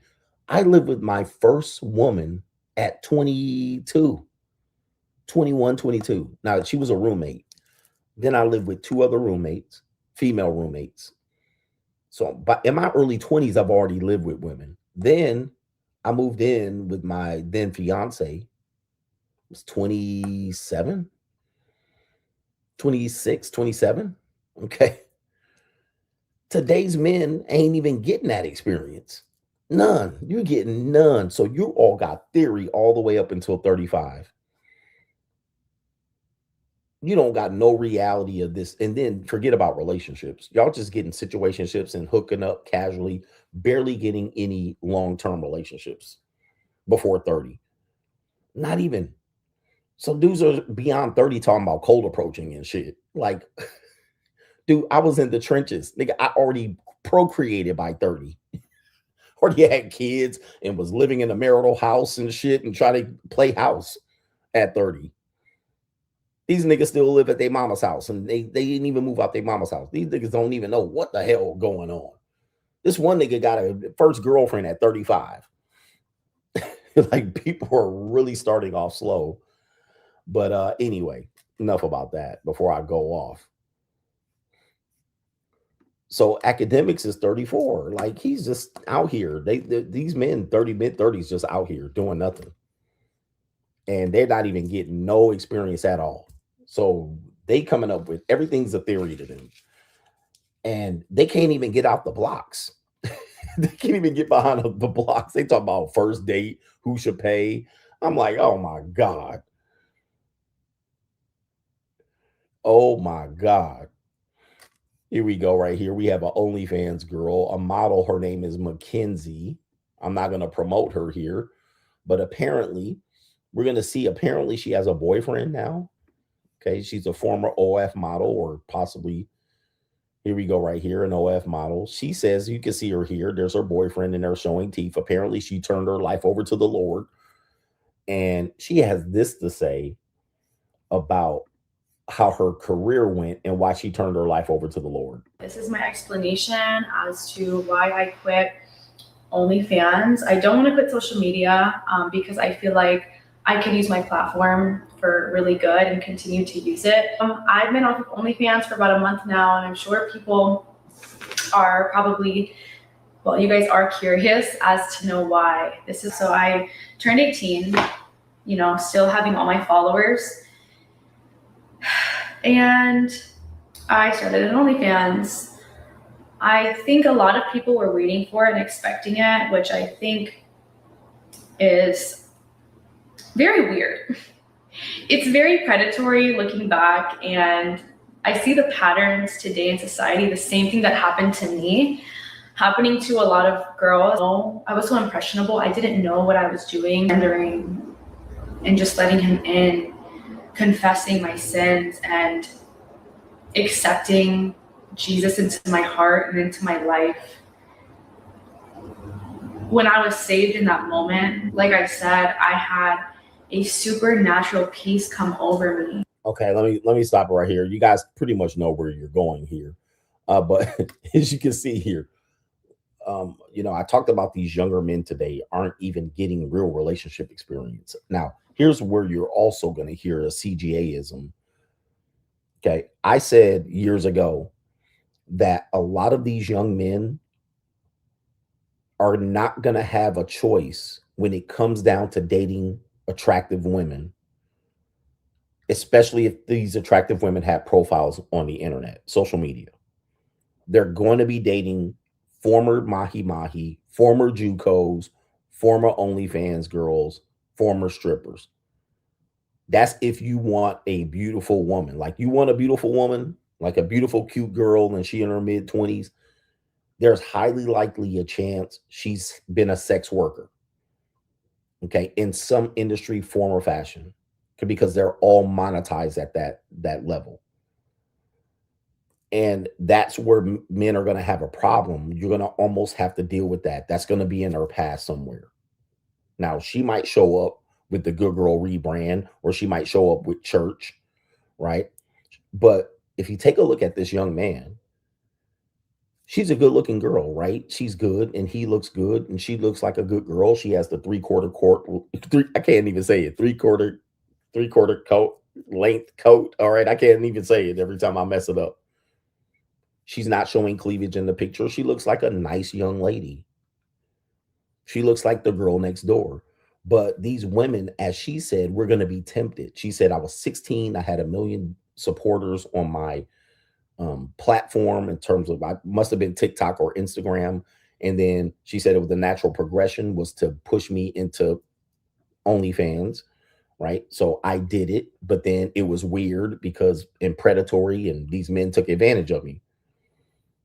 So this is where I'm telling you, a lot of men are going to have to overlook this. Even when I'm at the JUCO and women want to get, you know, closer to me, a lot of these women are former OnlyFans girls. Some of these girls are former strippers. Right? They're in that life, and they're good looking, good, solid, good looking young ladies. They just took a turn to try to make that easy money. Now they're 24, 25, 26, and they're like burnt out, kicked out of the game. They realize, they learn how men were, but it's not going to stop them from getting into the game. There's not going to stop them from getting into it because it's going to be easy money. They're going to be, they're going to be in Hong Kong and working the blade or working at a brothel. They're going to be doing whatever they do. They're going to be a bar girl over in Thailand. They're going to be on Seeking Arrangements. They're going to be, they all will do it. By the way, I'm not just saying that. She said it. She said, me and my friends, this was something that was kind of just the natural progression of what we did. We experimented with it. Travis Hunter, his girl ended up having an OnlyFans. Well, she never posted anything, but she made a profile. She made a profile. So now what happens is they get experience with it and they see how these men are and they quite are disgusted by it. And then they go back. There was a documentary on Netflix of good girls. I think I can't remember the documentary, but it was about young girls turning 18, going into adult films. And then what happens is after 6 weeks, they get turned out and they go back to their small town boyfriend. The small town boyfriend has to wrestle with the fact that his girl used to get abused on pornography film. And they had videos because I used to show the clip, but I can't show it now. They had that young man sitting there trying to rationalize why he's in love with this woman, knowing though that she's on video getting throttled.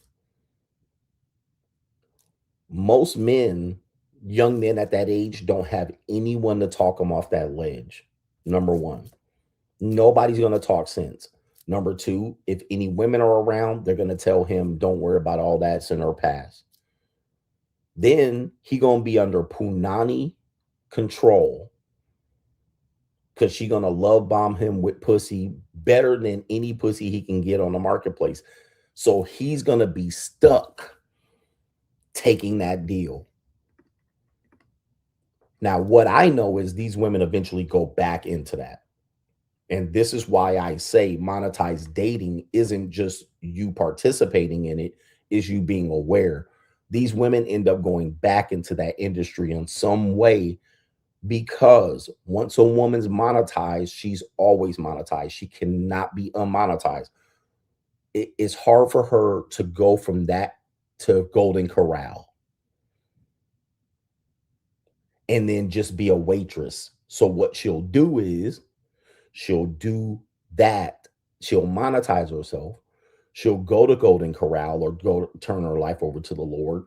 And then what'll happen is she'll go back into it, the industry, but side, like she'll be a manager for OnlyFans or she'll be a cocktail waitress at a strip club.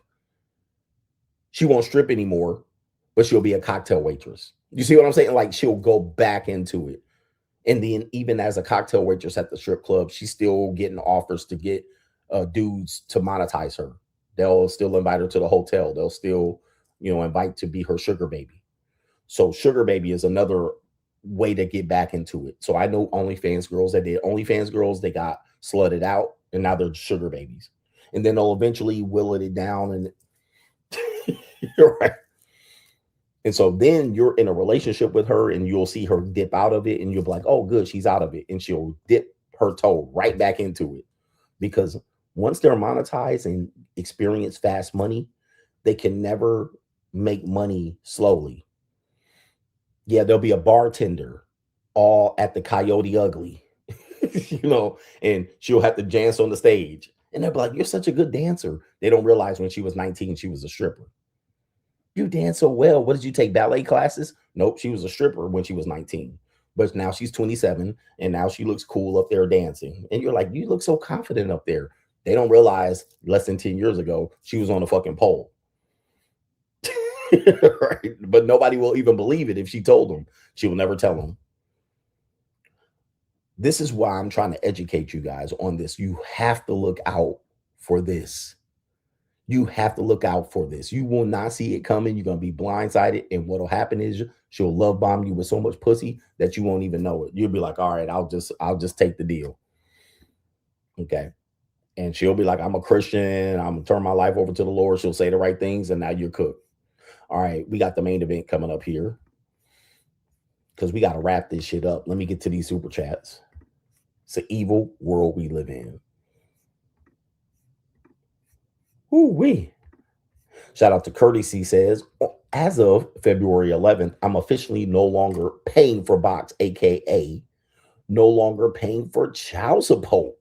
He says, I'm 39. I'm a go get my passport and travel monk mode, though. I can't explain the freedom I'm witnessing today. Shout out to the coach gang and shout out to you. Nobody will ever understand the freedom it is to not be under the slave prison of child support. All right. So once you can no longer be controlled by child support, these fucking child support creeps will crawl back into their fucking hole and they can never touch you again. Congratulations. Congratulations, man. Enjoy your life. Shout out to our Maurice says Game in Ninja. Shout out to you, Game in Ninja. Shout out to Brandon says support for the GOAT. You are acknowledged. He's a sponsor for today's show.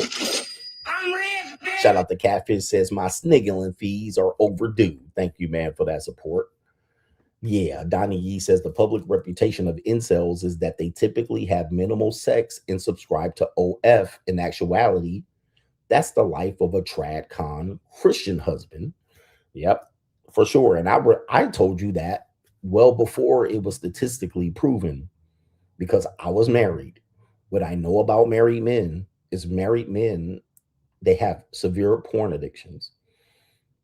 Okay, so it would only make sense that OnlyFans numbers are not from incels that can't get girls. They're going to be from husbands. When it comes to escorts and strippers and sugar babies, these are primarily done by married men, typically traditional conservative men. So I exposed that a long time ago in terms of not even just for the OnlyFans. These are typically men who use sex workers.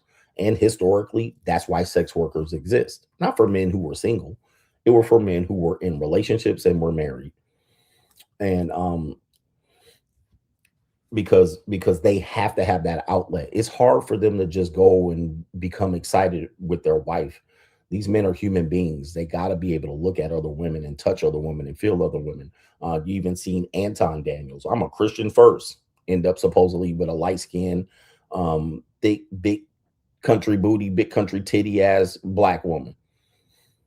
So husbands have that need, that scratch that they need to itch.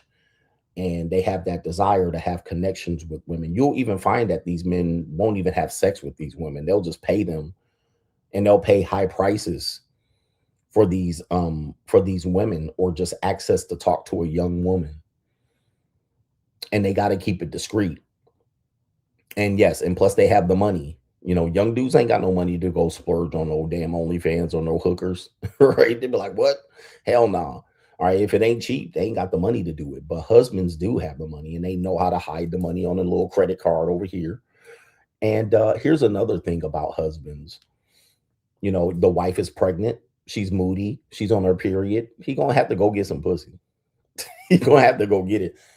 And the reason why you haven't heard a lot about men being tricks or saying that they pay for pussy and they're happy to do it, the reason why you don't hear about it and you didn't hear about it before is because most men who did it were married.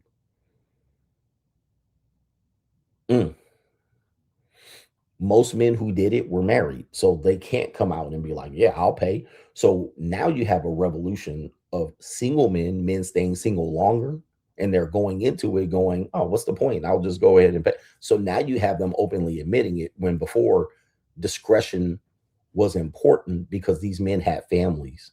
These men had children in the community. Last thing they needed to be exposed is to be at a 19-year-old girl's house doing in-calls.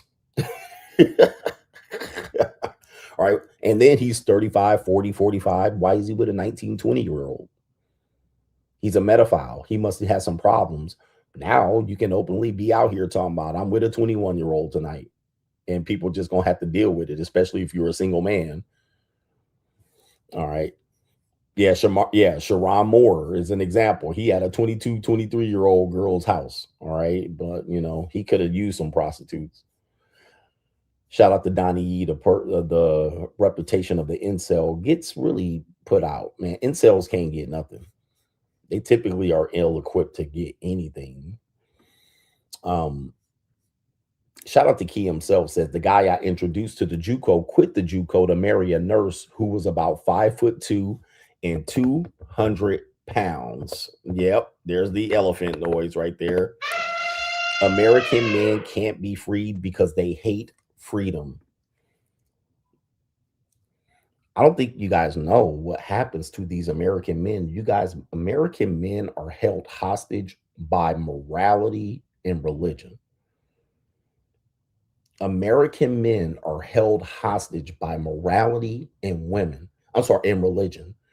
Now, if you've never been out of America, you don't see it because it's your reality. Like, you guys are ecclesiastical Bible thumpers and lukewarm Christians and this type of thing, right? So you can't unsee it. But when you leave America, you're going to see it because the places you're going to go, I'm in a place where there ain't no religion. I mean, there's Buddhism here. Okay, there's Buddhism. Okay. Even places that have religion, they know how to skirt the religion enough to come to get into debauchery. Muslims in the Middle East, what do? They created Dubai so they can go do ridiculous things to women and sex workers. When they go back home to the Middle East and Saudi Arabia and Iran and Iraq, guess what? They don't drink, they don't smoke, and they don't do anything debaucherous to their own women. But when they go over to Dubai, which is right over there, as long as you over there, right, everything can go. All right. Now they can fornicate with white women, where before they can't fornicate with these women. So that's an example of escapism. Whereas in America, there's no escapism. There typically is an escapism, but even when you do it or you admit to doing it, they guilt you, go back to religion and morality. There's no escapism, and men are stuck. So their only thing is to access pussy through moral and religious methods. Once you don't care about that anymore, you can really free yourself. Okay. Now, if you still feel convicted or it makes you feel empty or you're still it's still problematic for you, you'll still be stuck. But that's your own decision. I'm not trying to force you out of that. But that's kind of why I see where in America men have problems. That's where you're struggling. It's because your solution is always going to be geared towards doing the right thing morally or religious wise. I got to do the right thing. You're programmed. You can't snap out of it. Right. You can't snap out of it. You still going to be like, it's not, I still need love at the end of the day. Okay. All right. Yeah, man, it is what it is. But I try to be honest in my presentation. So what happens is I got to do the right thing. You know, I better marry a woman my age who's 5'2" and fat because she's going to love me. And okay, moral, religion. Okay. But even places that are religious, these South American women are largely Catholic. Okay. They're Catholic. They got crosses, they got crosses over their bed, and I'm nutting in their teeth.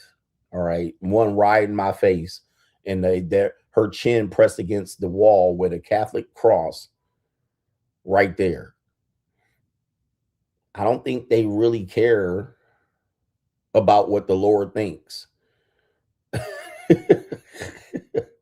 Right? They don't really care. They just go to confessional and wash all them sins away, and it's a part of life. You know what I mean? Like, it's It is what it is. But in America, we have this sense that we got to do, you know, and this is not just regarding sex. You will find, especially in the Black community, you will find that when people feel empty or they feel like they're down bad, they've experienced backsliding, or they've experienced, thoughts of, immorality, drug use, the one place they run right back to is church to fill that void. All right. Jesus is the answer. So they'll run back to church to heal that. All right. And it does work for a period of time, but that's typically our solution. If everything all else fails and you're struggling with something, just turn to Jesus, right? And Jesus will fix it. That's everybody's go-to right there. Even the OnlyFans girl. All right. I feel convicted. I was putting my pussy all up on the screen, but now Jesus was calling me, and I had to go turn my life over to the Lord. I was feeling like they was talking to me. All right. That's conviction. That's conviction. You're feeling convicted by your decision making. Now, whereas I don't feel any conviction. I don't feel like it. I feel like this should be a part of my goddamn life. This is what I do. Like, I don't think I'm gonna look back and be like, damn, I feel bad for them girls. Damn, I shouldn't have been out there acting like that in the Philippines. Them poor girls, they was 21 years old, came on in a jeepney 2-hour drive to come lay in my bed. And she went home to a hovel. She went home to a 10 fucking roof with water draining off the goddamn thing, walking in waist high motherfucking water on the way back. All right. I ain't never gonna feel guilty about that shit. I ain't never gonna be feel convicted like, you know what, perhaps I better turn my life over to Jesus now, because I done fucked all them girls, and these poor girls got money and left, and I done spent up all my money on these girls.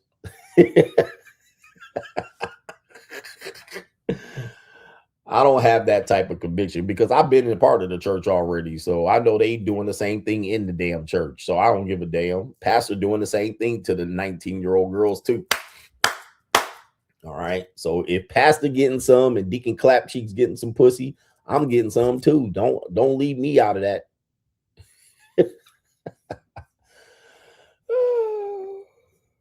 Shout out to Key himself. Okay, good Lord have mercy, man. I be out here giving y'all a hell of a show with these facts. All right. Who can, are my glasses crooked? Who can hit you with these facts? You ecclesiastical backsliders. I backslidden, Lord. All right, Lord, please forgive me. All right, what do we got here? I got Kaylin. All right, shout out to you. We got some Cash App love, and then the main event. Roderick, our brother here from Memphis, Miller says, continue to teach tithes and offerings from Memphis. Shout out to you, to our legendary supporter and Shield member, Roderick Miller. All right, Eric Scott Sermon, thank you too. I appreciate you always chiming in on every stream. Michael T says, nobody rides for free, ninjas. Ass, gas, or cash. For the guys, cash. Okay, and our brother Edward says, salute to the greatest Lord Ling. All right, shout out to you, man. We looking to make it happen out here. The Lord of the Lings. How much is local, and do you give us tactics? Man, it's Sarah. You using your mama's account, Sarah? Hey, man, tell these guys if you're on locals, because these people don't believe me, and I don't market my special groups as much as I should, because really my special groups, the money mindset, my communities with locals, that's the best thing I got going. They're better than that. You're going to get way more information over there. You're getting CGA uncensored. All right. You're getting uncensored CGA. You're getting, I'm telling you shit that I can't even say on YouTube. And there's some stuff on money mindset that is mind blowing shit. I can't even talk enough greatness about it. On locals, do I give you tactics and strategies? And I'm giving y'all so much info. On locals alone yesterday. Yeah, was that yesterday? Because shit, I done been to a whole nother zip code, area code. I'm in a whole nother country and I don't even know what day it is. On locals yesterday, I broke the shit down on how to survive and monetize dating with the tier system. Tier. Okay. It was yesterday. All right. So it was, I'm telling you, I'm giving y'all way more intel, deep intelligence. We're also giving you prime examples. We're showing you stuff. We're showing you messages. We're not giving you names of the girls, all right, and photos. All right. Those are the things we leave out unless it's somebody else. All right. I don't show you, I don't kiss and tell, but it's mind-boggling. Y'all missing it. But listen, I promote it a little bit here, but it literally is. We've been doing both of those programs for 3 years. On locals, you can catch all of the replays from the last 2.5 years. On Money Mindset, I literally have 150 or 180 episodes. I can't remember what it is. It's either 150 or 158. It's an obscene amount of live streams from the last 3 years. I mean, you won't even be able to get through all of them, all right, for the price that price is. Let me see something here. Let me look at the library over there. So it's 3 years. We've been running that program, and people who don't know, if you're in the know, you know that that's CGA's bread and butter. I mean, that's the gold for me. Let's see here. 150. It literally is 150. Okay, let me see if we can show you this right here. The catalog, Money Mindset catalog, 150 streams. 150. I mean, that's 3 straight years of content. Technically, right down to the number, 52 weeks. 3 years, 150. I think only like the first nine that we did or so are gone. I don't even think they were even recorded. I can't even find them. But then locals, you got every fucking, let me see something here on locals. And I could be with Leans right now, but I'm over here talking to you niggas. All right, where we at? Let me see what locals has. Locals content library live streams. Let's go to live streams.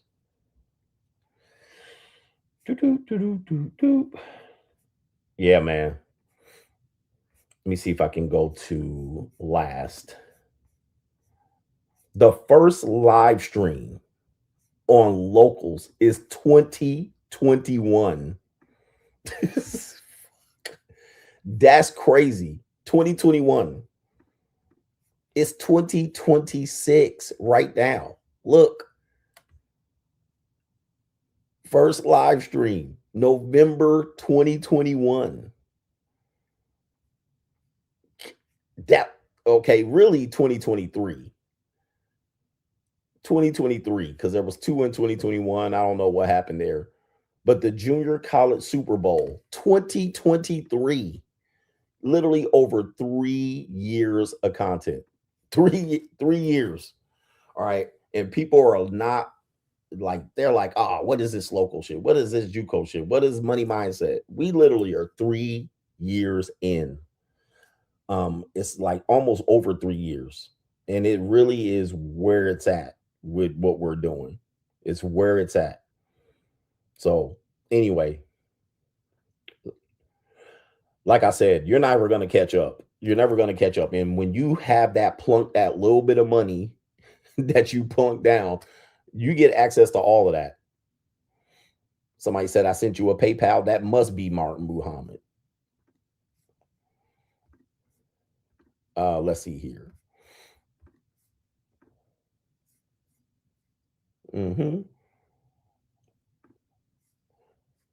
Oh, I do see it. PayPal there.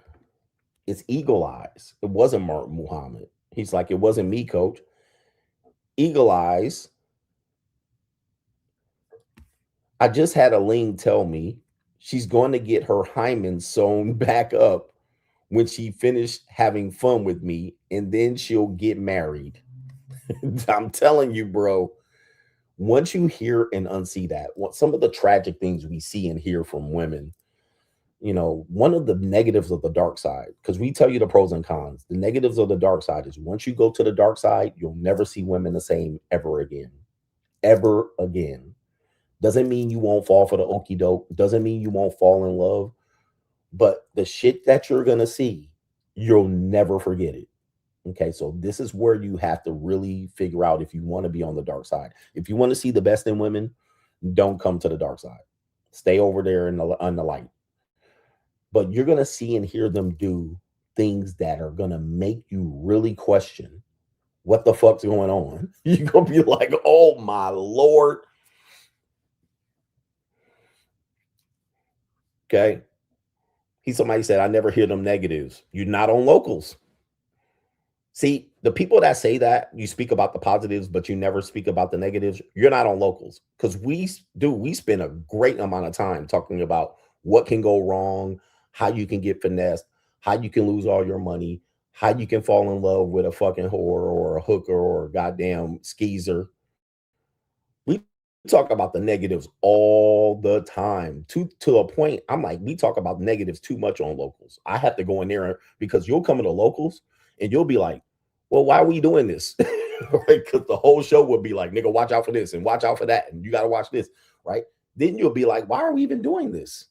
So I even have to get back to the positive side of locals. Because we can go on locals about what can go wrong all the time. Right? But once you go to the dark side, you're going to see wives. You're going to see girlfriends. You're going to see young girls, 18, 19, 20, 21. You're going to see women say things that make you go, what the fuck? Like, wow. You're going to be like, what in the hell? Because they will literally sit there and be like, yeah, you know, I'm just doing this for a little bit, and then I'm going to save a couple of dollars. I'm going to do this. Then I'm going to get a boyfriend. I'm going to get married. Yep, divorce women. You're going to see them do the wildest shit. Like, wow. You're going to see girls come up here. Yeah, I'm talking to this guy, and he won't text me back. And then you'll go right here. You'll put $200 on her forehead, and she'll lie back on her back. You're like she was just complaining about a boyfriend that won't text her. She wants a relationship with this guy, but he's being evasive. He won't text her and communicate. Then you'll be like, okay, here, lay down. You're like, whoa. Women coming from church, I done seen it all, bro. I done seen the wildest shit. And guess what? Here's the thing. These women will come back with boyfriends weeks or months later. Boyfriends. Relationships. There's some women listening to me that are my JUCOs. They listen to me. They'll come back with boyfriends. Oh, I got a relationship. Like, guys think these are like hookers. Like, I know you guys think that, but they're not. These are regular girls doing this and doing what they're doing and having fun. They're having fun doing the shit. This is the time of their fucking life. They're just going through a phase. Then they show up with boyfriends. Oh, I got a boyfriend. I'm gonna stop. It was nice. I can't see you no more. She's just like, whoa, okay, all right. Well, okay, well, have a nice life. Okay. Then they'll break up with that boyfriend and they'll be like, hey, how's it going over there? What are you doing? They'll be dating regularly. Bumble, Tinder, all of that. Going on dates with you niggas. And she'll tell me all about it. Now, one thing she ain't telling you about is when she comes to see me. But she's dating you and she's telling you to pour into her and text message her.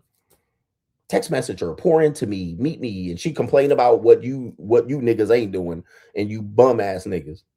All right. And baby daddies. My baby daddy ain't doing this and doing that. But, you know, let me come over. You're like, good Lord, have mercy, bro.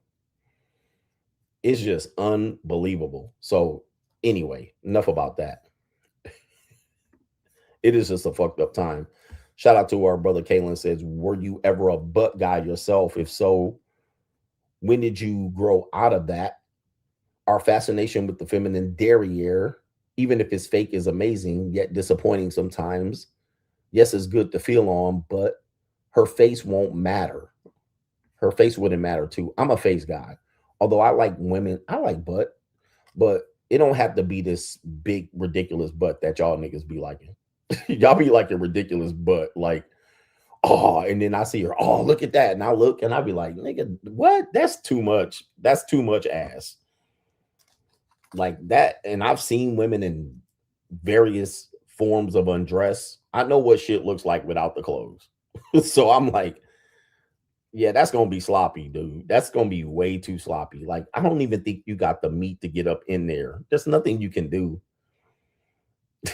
Right? There's nothing you gonna do with that. There ain't no way you're gonna stroke that. You probably gonna nut in 5 strokes. There's nothing you can do.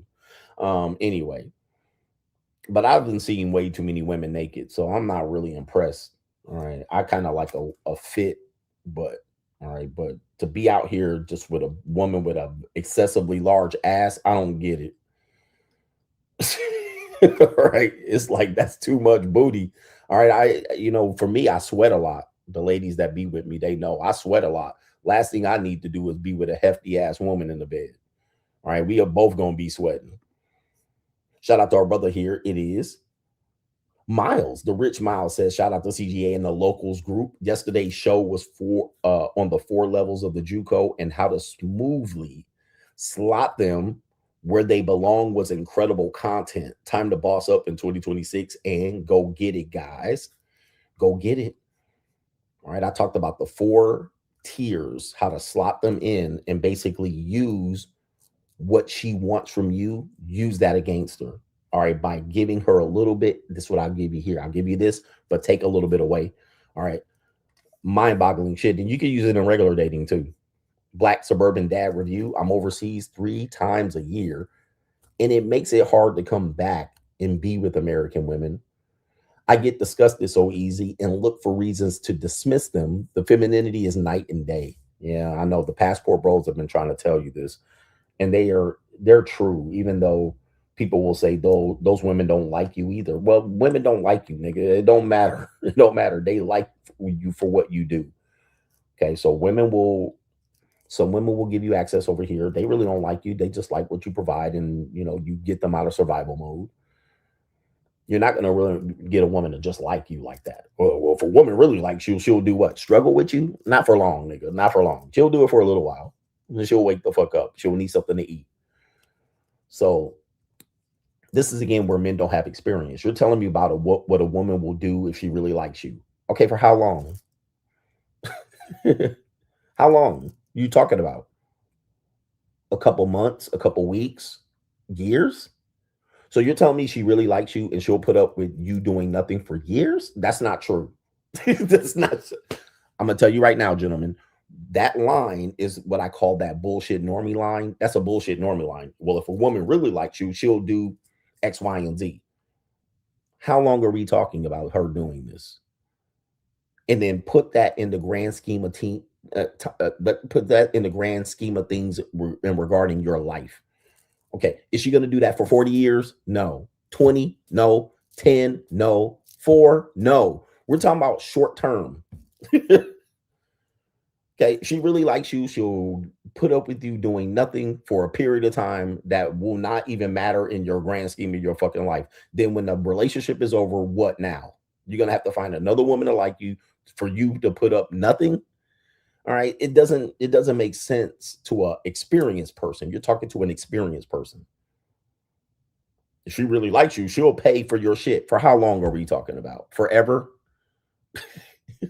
For 2 weeks, nigga? For 2 months, 2 years? How long are we talking about? Okay, so let's say she does that for 2 years. Okay, you were 27, she's now 29. You're 29. Now what? Like, now what? You don't have that girl no more. She stopped doing it, as I said. So in the grand scheme of things, you're talking about short-term versus long-term strategy. You're talking about something small. Eventually, she's going to wake the fuck up and get the fuck out and be like, what the fuck am I doing with this nigga? And now you're going to be talking about all the pussy you used to get from her doing nothing. Okay, great. What does that do for you today? Nothing. Anyway, But in terms of American women, yeah, it's tough. And not only that, I think American women are way more outpriced. They'll tell you they know their value, but I think they don't. They don't know the value of anything related to this. They're just way overpriced. Ladies, I'm telling you, ladies, how many ladies are watching me right now? Okay. Even the woman that requires very little, it's way too much. Now, in relative to what you need here to survive in America, it makes sense to you. But whatever you're asking for is way too motherfucking much. Not to say that a person is not going to give it to you, or even I wouldn't give it to you, but it's way too much for the little y'all giving. I don't get it. Now, y'all can keep going out there asking for it and trying to intimidate these niggas to go get it. All right, but dude, you can get it for way goddamn. You can get all of this shit for way less around the world, nigga. Right? And then they ain't giving nothing back. Like they literally giving zero back. All right, you gonna give me all of this, but I ain't gonna give you any goddamn thing back. You like, oh my Lord. They giving you guys horrible deals over here. Horrible deals in the United States. They're giving you terrible, terrible, terrible deals. They literally making y'all do X, Y, and Z and telling y'all to get a nanny and get a maid. And you gonna still do this. Oh, tragic, man. It's tragedy. It's a tragedy what they're doing to you. He said an orgy for $250. Bro, you don't realize how far $250 can take you outside the United States. Right? $250 get you. Who asked that? You definitely not on locals. You're not on locals. But I think what's happening is women are in survival mode here in the United States. They're survival mode everywhere else, but they're in survival mode bad in the United States. So what they're doing is trying to get as much as they can from who they think they can finesse it from, if you will. I wouldn't use finesse. Who they can bully it from. Okay. Oh, you're on the locals too? Oh, okay. No, you're not on locals. Yeah, I could tell you're not on locals if you're telling me what if you can get an orgy for $250. But women, where women are, they can't get it anywhere from marriage and divorce. They're not having children like they used to, so they can't get it from child support. They can't get it from DEI in companies and corporations. Their degree is not turning into income. So the only way they can get what they perceive as what their worth is to push, poke, and prod the men to do it. Now, I'm in agreement that men need to do more, not just for women, but for themselves. So I'm trying to poke and prod men to do more as well. But what I'm noticing is that when women don't have anywhere else to get the resources to make ends meet, they start bullying the men, telling you what a real man does and what a man as you should do, and you should do this, and you should just give them cash apps without expectations of them sucking your dick. In any other country, if you give a woman and you hand her over money, she inherently knows you want something back from that money. You want a dick suck, a ball lick. You want the Duke shoot, the Gooch 8 now. You want something. She knows that. So she'll be like, no, no, thank you. No, thank you. I ain't taking that because I know what that means. But these women will be like, as a man should just give you cash. He should just take care of you. He should just pay your car note. He should just be taking care of you. Where? And gold digging Eastern European women do the same thing to everybody but Eastern European men.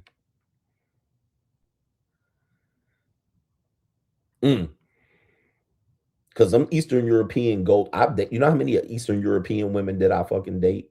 Them flat back Eastern European hook nose, small waisted itty bitty titty fake implant, duck lip filler ass, gold digging ass, Eastern European, Slavic bitches. You know how many of them I fucked and dated? Now they'll tell you that they're a gold digger. They'll come out and tell you they're a gold digger to everybody but Eastern European men. They can't gold dig on them niggas. Right? Because them niggas ain't putting up with it. They ain't got no money. They ain't got no money to gold dig. So guess what? They hop on the internet. They hop on there and go to the motherfucking the politicians, and they go to billionaires and get fucked and tossed. They go to Epstein house. They go to Tristan Tate house and Andrew Tate house and whore themselves out for bags and purses and high heel shoes and shit like this. All right. Then they want to tell you because they look like a 1990 Sports Illustrated model that you need to simp for them and take care of them because they didn't seen, okay, they didn't seen Donald Trump marry one of these broads. Now they 35 and 40 trying to still get that goddamn Donald Trump wife syndrome shit. All right. And they just be poking and prodding men along the way to give up that old rusty ass Eastern European post-communist pussy up. All right. All right. Bitch, do you realize your motherfucker mama stood in the bread line for bread? Don't fuck with me, bitch. Your mom was a gypsy and stood in line for bread, nigga, in the cold. Grain and wheat, nigga. I know what your mama was doing. Trying to tell me what you worth and all this shit, and you need high heels and you fancy and all this.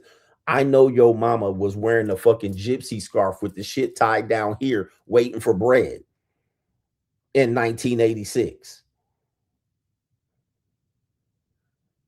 While your whole damn father drunk 2 pints of vodka for breakfast and smoked 8 packs of cigarettes, Vlad and them. All right, you try to tell me try to tell me what your worth is. I know what the hell you was doing. You was ducking for cover from bombs. All right, from Vladimir Zelensky and shit and all of them niggas, Stalin and all of them motherfuckers and motherfucking, yeah. Hey, y'all was sitting out here fighting each other in the street in the cold goddamn concrete, pulling each other hair out, and you telling me that you wore high heel shoes and handbags and men need to take care of you, and you was dealing with broke Eastern European niggas that didn't do shit for you. Like, stop the cap, bro. It's mind-boggling. And ladies, for the American women, just look at your dad. Just stop and look at your father right now. Because as much as you talk about what men should be doing, go take a look at your fucking father right now. Now, a couple of y'all gonna have a good dad that took care of yourself, took care of you. Just look at your dad and look at what your mom put up with for 37 years. This nigga worked at the plant, barely came home, alcoholic. He didn't serve the bid in prison. If you even know who he is, okay?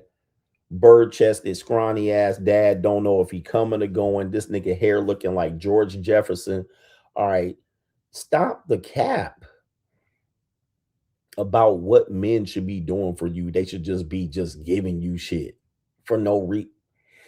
When your dad gave your mama something, it was literally a handful of soggy folded up $1 bills that she put in her titty bra when he came home at night after he done went to the tavern and the juke joint, and he was out there motherfucking ass betting, shooting dice, playing coins and shit with Michael Jordan, and he came home with a little bit of money and he gave it to your nappy-headed ass mama, and she put it in her motherfucking titty like this. And y'all bitches out here talking about man need to pay rent and so forth and so on. When your daddy gave your mama $57 from the dice game and still fucked. Came home with some goddamn Mad Dog 2020, some Ripple. Came home drunk, dick full of herpes and crabs on the bitches he was fucking on at the juke joint, and then gave her $57 and rolled up ones, and then yo mama still sucked his dick. I don't even know what y'all talking about. Like, we gotta stop the cap about what these men need to be doing. Like, this is crazy. Yeah. Playing bid with spades and dominoes and shit, and one a hand or two. My wife needs shoes. My baby need clothes. Ass nigga. All right, that was your dad at best. At best, that was your motherfucking daddy. Stop. That's how your mama was taken care of. Your dad ain't never paid one goddamn month of rent straight. You was always facing eviction. Your dad used to rob for Christmas motherfucking presents. Your dad was the Grinch. Your dad was the literal Grinch, nigga.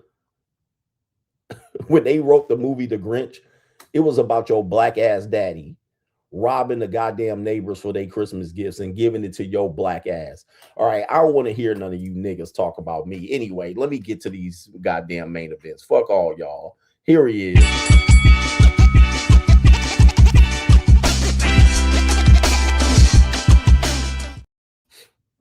All right, main event. Let's shoot it in here. Let's get it going right here because I got some leans to mess with.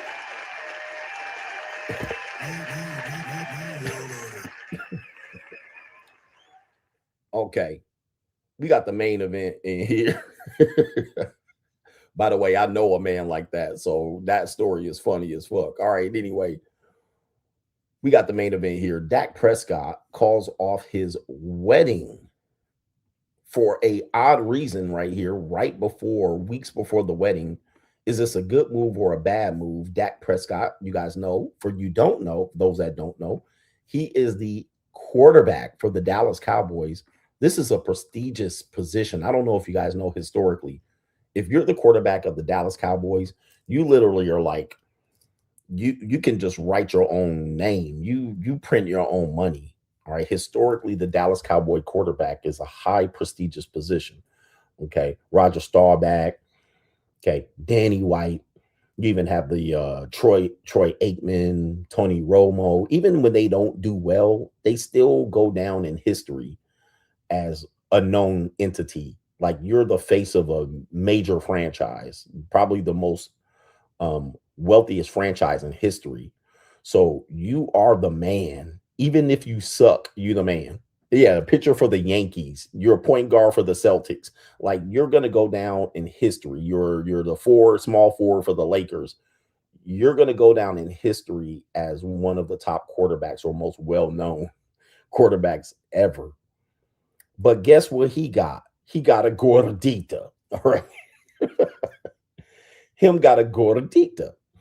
And he's basically was going to marry this woman. He's engaged to this woman. He gave this woman 2 babies. Shortstop for the Yankees type shit.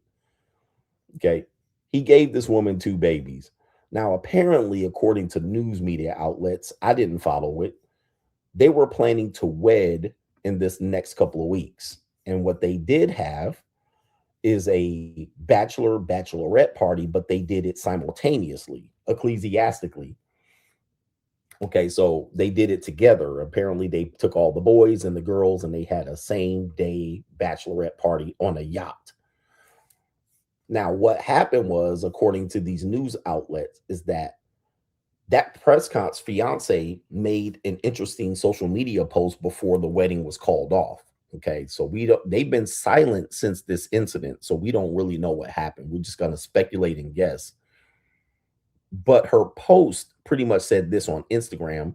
She posted pictures that appear to be from her bachelorette party with the caption, "I truly believe you can get through anything in life as long as you have really good friends. I love these girls so much." Now, TMZ alleges that Ramos called off the wedding after a blow-up argument at their joint bachelor and bachelorette party in the Bahamas. And now I heard different.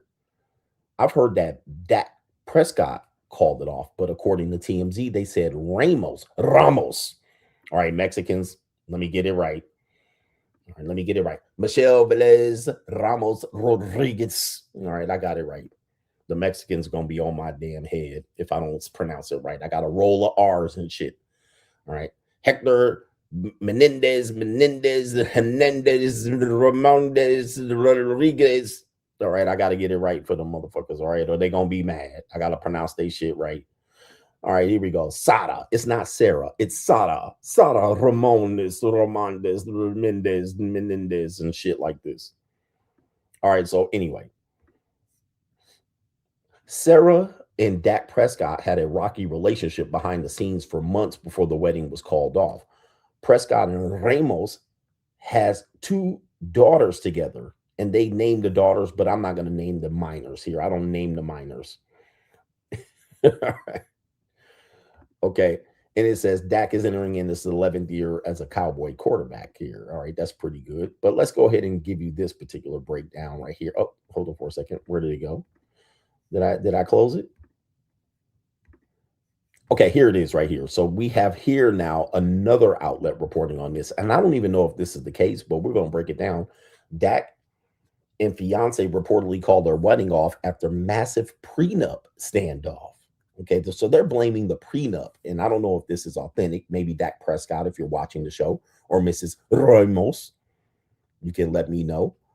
After securing a historic $240 million contract, the Cowboys quarterback Dak Prescott and his fiance, Sarah Jane Ramos, were supposed to be celebrating their upcoming April wedding. This is weeks away.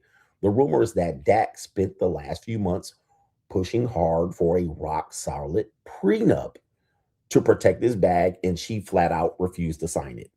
So it could be that she called off the wedding because Dak Prescott said, bitch, we ain't not walking that aisle without a signature on that prenup.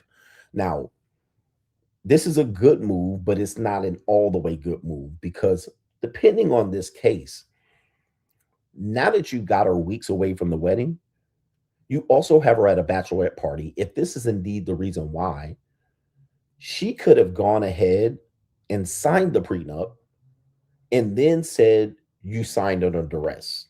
Okay, she signed it under duress. This is a tactic that women use. And I think if she was stonewalling him, she was prepared to use that tactic. Okay, all right, I'll just go ahead and sign it.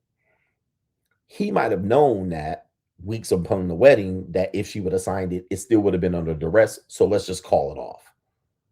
Let's just call it off. But if you wait into the position to the point where she's invited guests, they've already prepared to fly in, they've already fitted their dress, and then you pull the rug from under their foot or you make them sign it now. She can say that the only reason she signed it was to save face with her friends and family. All right. So it was going a little bit too late. All right. So I would always say for people who want to go the prenup route, you can talk to the lead attorney, talk to an attorney, but I would iron out the prenup before you set up the wedding plans, any wedding plans. Before you buy an engagement ring, you should put the prenup into place. And this can even be used by women. Once you've gotten to the point where you bought the ring and you had a wedding planner and now you've flown people in and people have booked hotels, you booked venues, and you now have videographers and flowers, and you have a certain amount of people. And yeah, now you're playing with fire. You're playing with massive amount of fire. So be careful with the prenup conversation. If you do it too late, it's a moot point anyway. They then continue to say, the rumor is Dak has pushed hard for this particular prenup, a rock solid prenup to protect this bag. That underlying tension finally boiled over into a massive screaming match right on the yacht, all right, leading to the entire wedding being permanently shelved. If she really walked away just because he wanted to protect his contract, did Dak actually dodge a massive bullet? All right, did he dodge a bullet there? And I'm going to tell you, he did dodge a bullet. He did dodge a bullet. He dodged a double bullet. So not only did he not put his marital assets up for grabs, he actually avoided her having an incentive to divorce him for future money. Okay. Now, the child support issue is still going to be there. All right. So he does have an issue with child support. So he's still going to have to pay child support. And since they broke up, if they broke up and it was not amicable, she can take him for child support for these 2 minor children. But in Texas, there could be a cap. There's only so much money you can get from a child support case. And I'm assuming he resides in Dallas. All right. Sometimes the athlete doesn't live where they play. Okay. But if he does reside in Dallas, then Texas is one of the better places to get child support. Now hear me out. I don't know where she's from, but if she moves to California and then files the case there, which she could, we've seen this happen, then he's going to have to figure out how to duke that out. Okay. This happened to Elon Musk. This has happened to Shaquille O'Neal. This has happened to several people that I've reported on. Let me see where she's from. Sarah Jane Ramos. Where's she from originally? Where is she from? She's from California.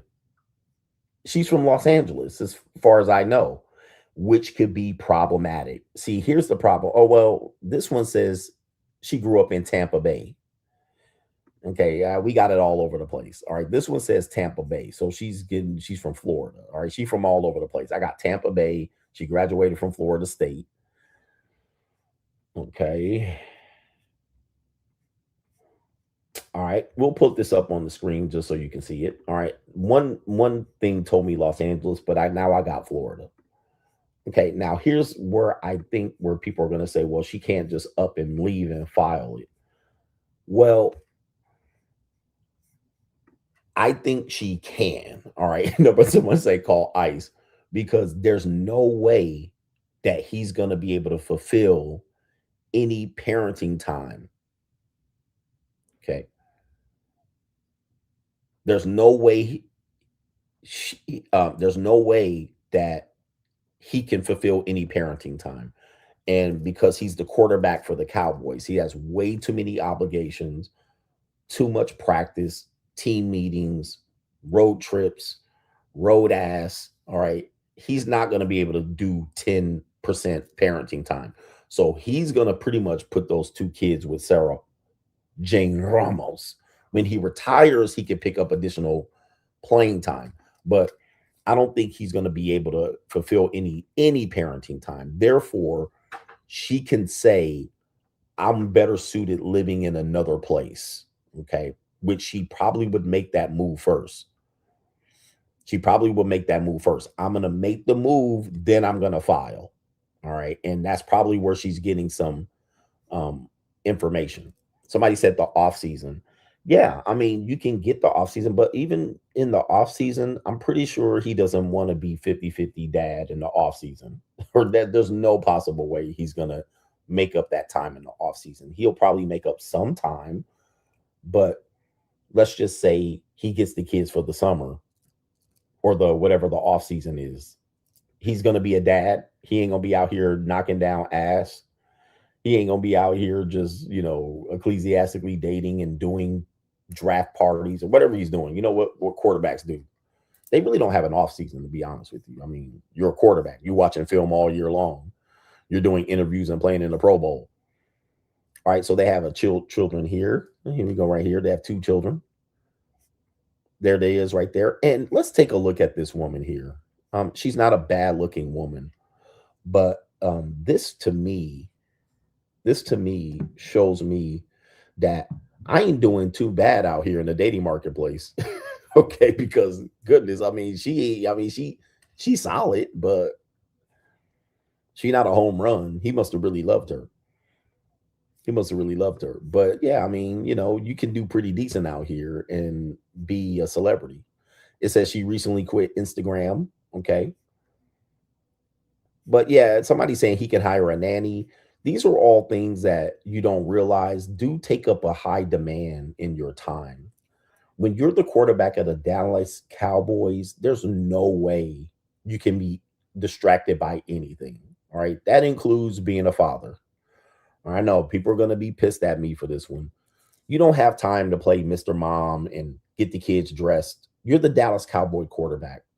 You don't have time to see if the nanny's there or if the nanny calls in sick.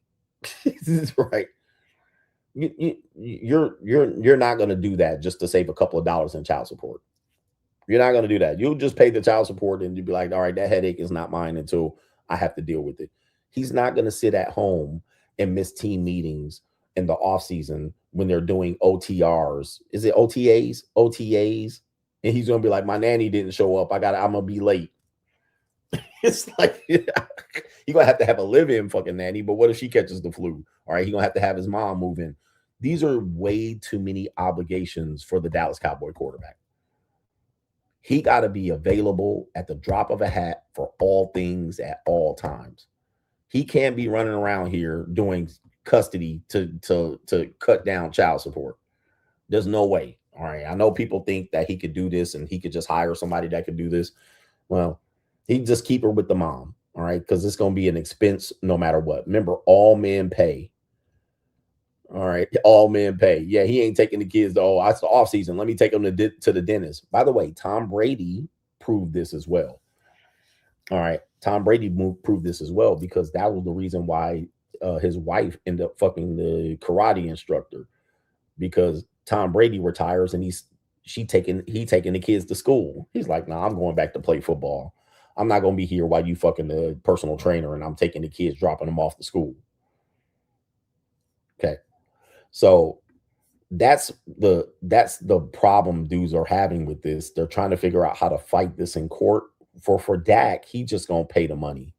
There's a 90% chance that he just going to pay the money. There's no way he going to sit up and fight this. He don't have time for this shit. He don't have time for her games. So if she's from Florida, says here Florida, she has 3 older sisters.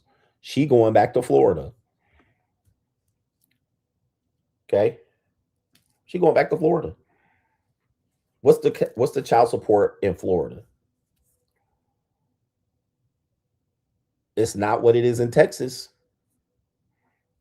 So if Texas has a cap, she ain't dumb. She gonna move to Florida.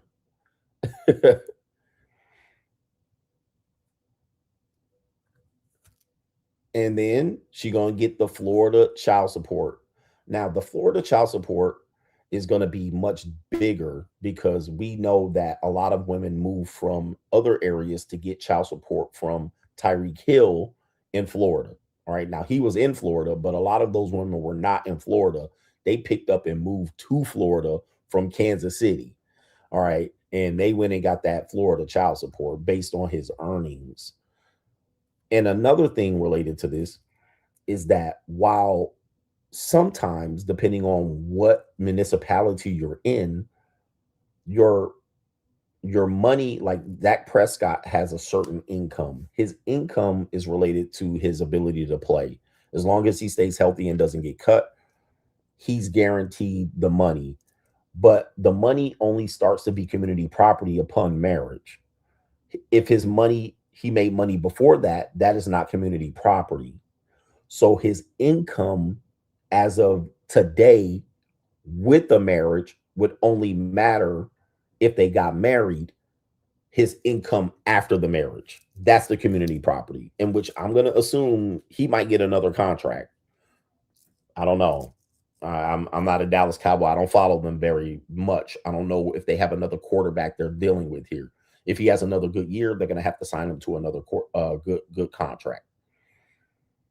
Now, if, let's say, for instance, there's no cap in child support. So, yeah. So if, let's say, for instance, his money doesn't matter until it becomes marital property. So upon marital property, every check that he earns is the property that she can use to divorce and split or argue on. The child support works opposite. The child support works opposite, meaning that money given to the kids that the kids are entitled to starts 2 years ago. It starts 2 years ago. So while community property only starts at the marriage, The child support portion of it, if they were going to take it all the way through court, they're going to go back 2 years of his income and then pick his child support based on that. That's how the two numbers work differently. That's why him avoiding the marriage was a good move, because it's not just child support and the community property. He only has to argue child support, but they're going to go back and say, what was your income in 2024? What was your income in 2025? Whereas, let's say they got married and divorced after a year, it would only be his income from 2026 that they would think about for the marriage.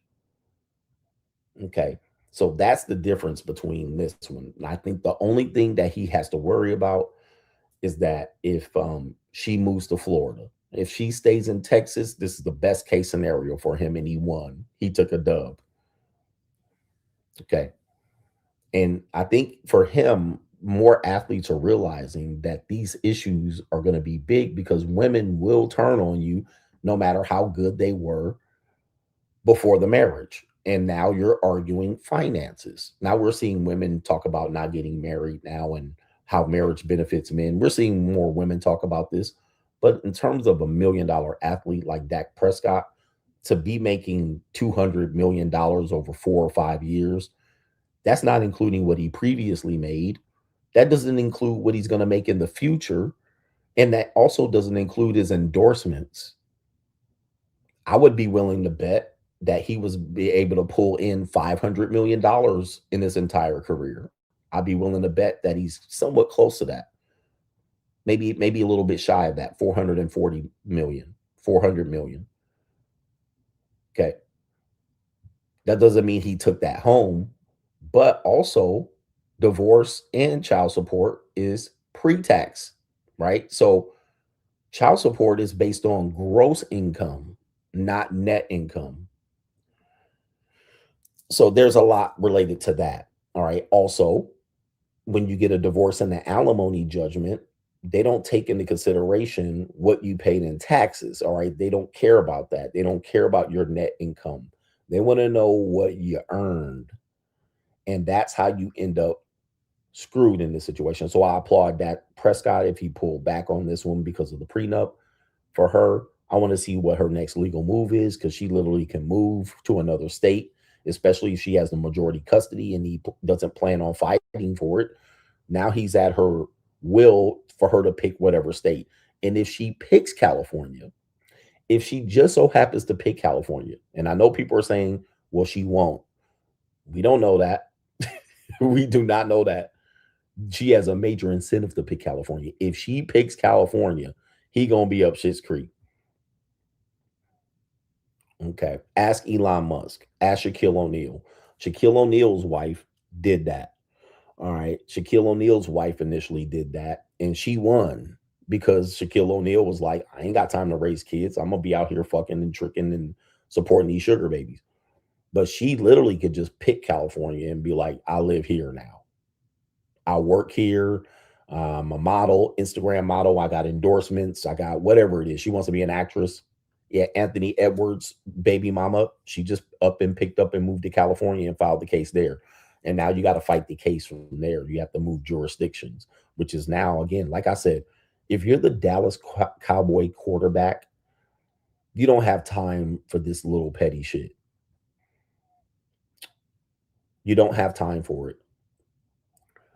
And even when other people are fighting on your behalf, it does become taxing. Even though other people are fighting on your behalf, it's actually kind of worse. All right, because when they're fighting on your behalf, they're incentivized to keep fighting. Okay, so, I know people are like, he got advisors and lawyers. Well, they're incentivized to keep the bullshit going. What are they going to do? Collect this and do that and file this and delay that and file jurisdiction and contest that. Who came to the conclusion that it was just better off to pay? Dr. Dre was like, what are we doing? I'll just pay her. I'll just pay her, because the more you fight, the more she fights. She has incentive to fight. She doesn't have an incentive to throw in the towel. So she could just sit over there, all right, and tell her lawyer to file that. Okay, file this, file that, go back and forth. And the lawyers are like, they just counting the money. All right, we just filing this and filing that. All right, and then you're gonna look up at your lawyer bill, $60,000 in 2 weeks. So it's gonna be it's a mess. And most of these athletes, I can't remember the last athlete to go through this. They were talking about how it affected their play just going through one of these cases, even though other people were handling it. They were just completely distracted. And they were like, once it was over, I was able to focus on playing again. And you're the Dallas Cowboy quarterback. Dallas Cowboy quarterback can ill afford to be out here playing around, doing this and being distracted by some of this stuff. But, men are in love, women are in business. Shout out to Dak Prescott for making a good decision. I think if he would be an idiot to revisit this, even if she said, I'll sign the prenup now, you'd be an idiot to participate in that. And then think about whether marriage is worth it for you. I would advise young men when they're playing to not get married. But again, I can't stop them from it because these kids, they're going to produce children that are going to be future football players and basketball players too. So the divorce rate is way too high for me to tell these men to get married. Damian Lillard said that. Yeah, Damian Lillard, his whole career pretty much tanked when he got traded to the Milwaukee Bucks. All right, remember, they were supposed to be the three-headed monster with him and Giannis and Middleton. Okay, they were supposed to be the next dynamic duo. Remember, when he got traded to Milwaukee, they were talking about championships. But when he got traded to Milwaukee, that initiated the divorce in Portland, Oregon. And he was trying to go miss the court cases, and that judge was like, you better have your ass here. He had to take a helicopter and a plane to go here and go there. And that divorce took several years. All of those years, he could have been playing with the Milwaukee Bucks, winning championships. Okay, he could not focus on winning a championship. He was injured as well. He was injured, but of course, injuries are mental sometimes because you're really focusing on not playing your best and taking care of your body and that type of thing. So, it really ruined the opportunity for him. Not the only thing, but it ruined the opportunity for him because he was so focused on fighting that divorce and that child support and that type of thing, man. All right, man, terrible.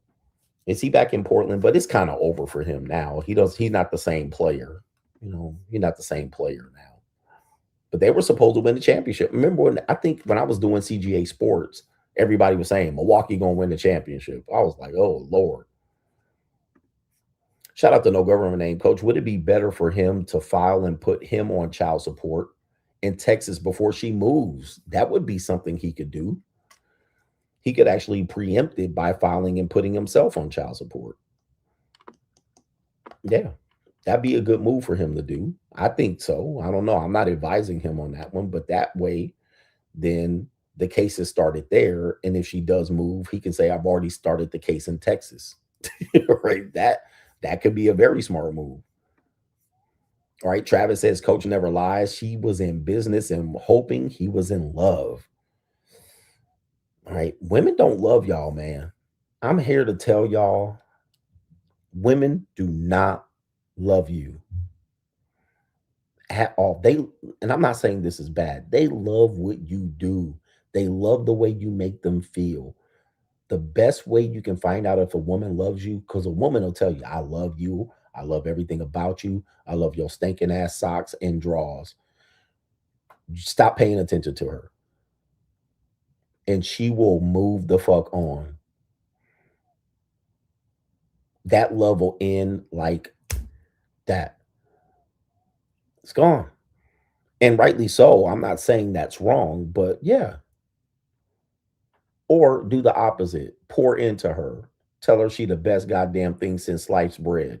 All right. I love you. I'll never want to leave you. I want to know everywhere you go. All right. I want to know everything you doing.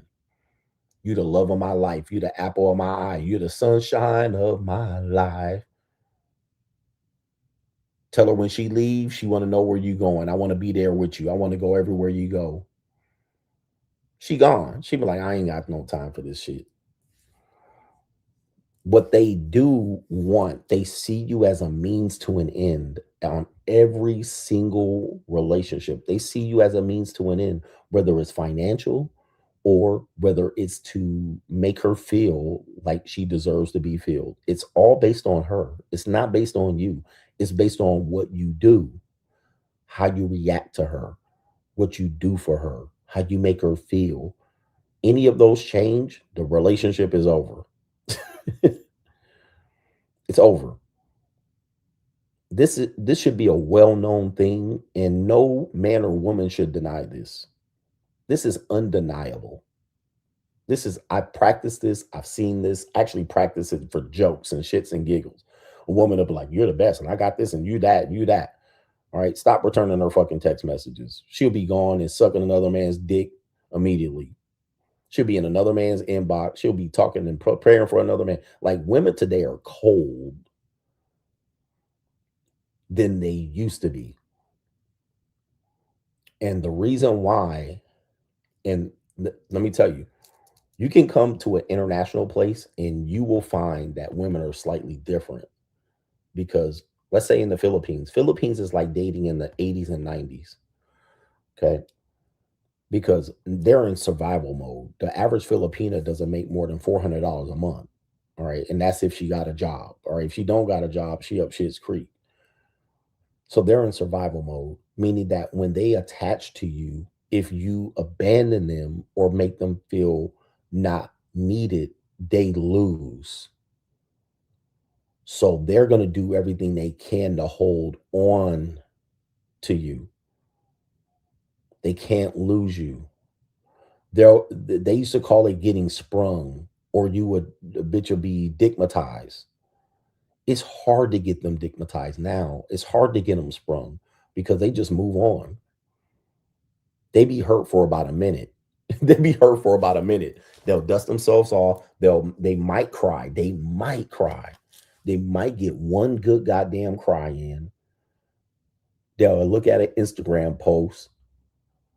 You'll come back, feel bad about what you done did and said to her. By the time you come back, she'll be like, I'm over it. And move the fuck on. They gone to another dick, another attention, another date. They back on the dating app swiping. Now, they was down bad for about 12 hours. For about 12 hours, she was considering some things. But she gonna cry one good goddamn time, and then she gonna look in the mirror and look at her Instagram, TikTok.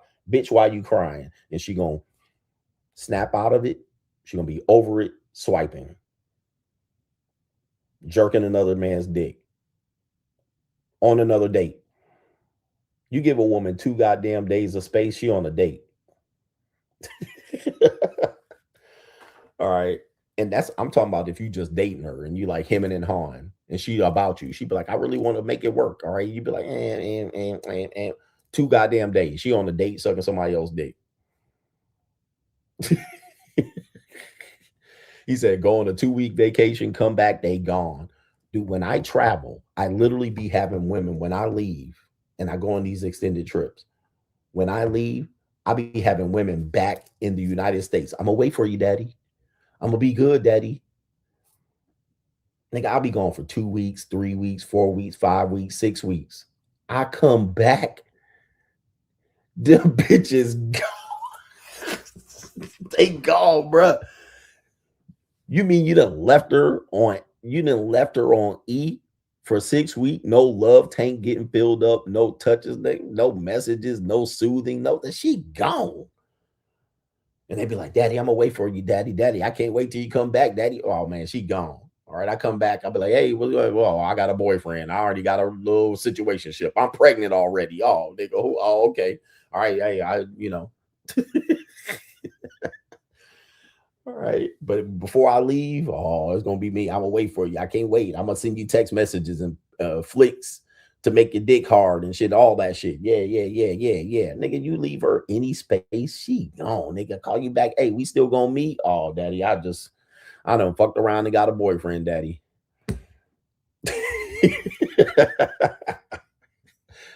Right? She gone. All right. Whoever the other nigga was, he had time and space to pour into her a little bit more attention than you was getting. You was on vacation, nigga. Gone. Tony Ocasio says, we talk about a lot about beta males and alpha females, but don't mention beta females. An alpha female attracts ugly guys, but the catch about being an alpha male is you attract fat and ugly, mousy women built like a ling. Gotta work with us, brothers. Shout out to you. So an alpha male attracts fat and ugly, mousy women. Well, when you're an alpha male or a man that stands out, you're gonna have those women give you the toughest game. Right? Those women are gonna like a box built woman, a woman that's 42 and left over, a single mother. Those women are gonna jump all over those guys, put pressure on him. The same woman that you think should be dating you and happy to be around, when she finds that guy. See, most people think alpha males get baddies after them.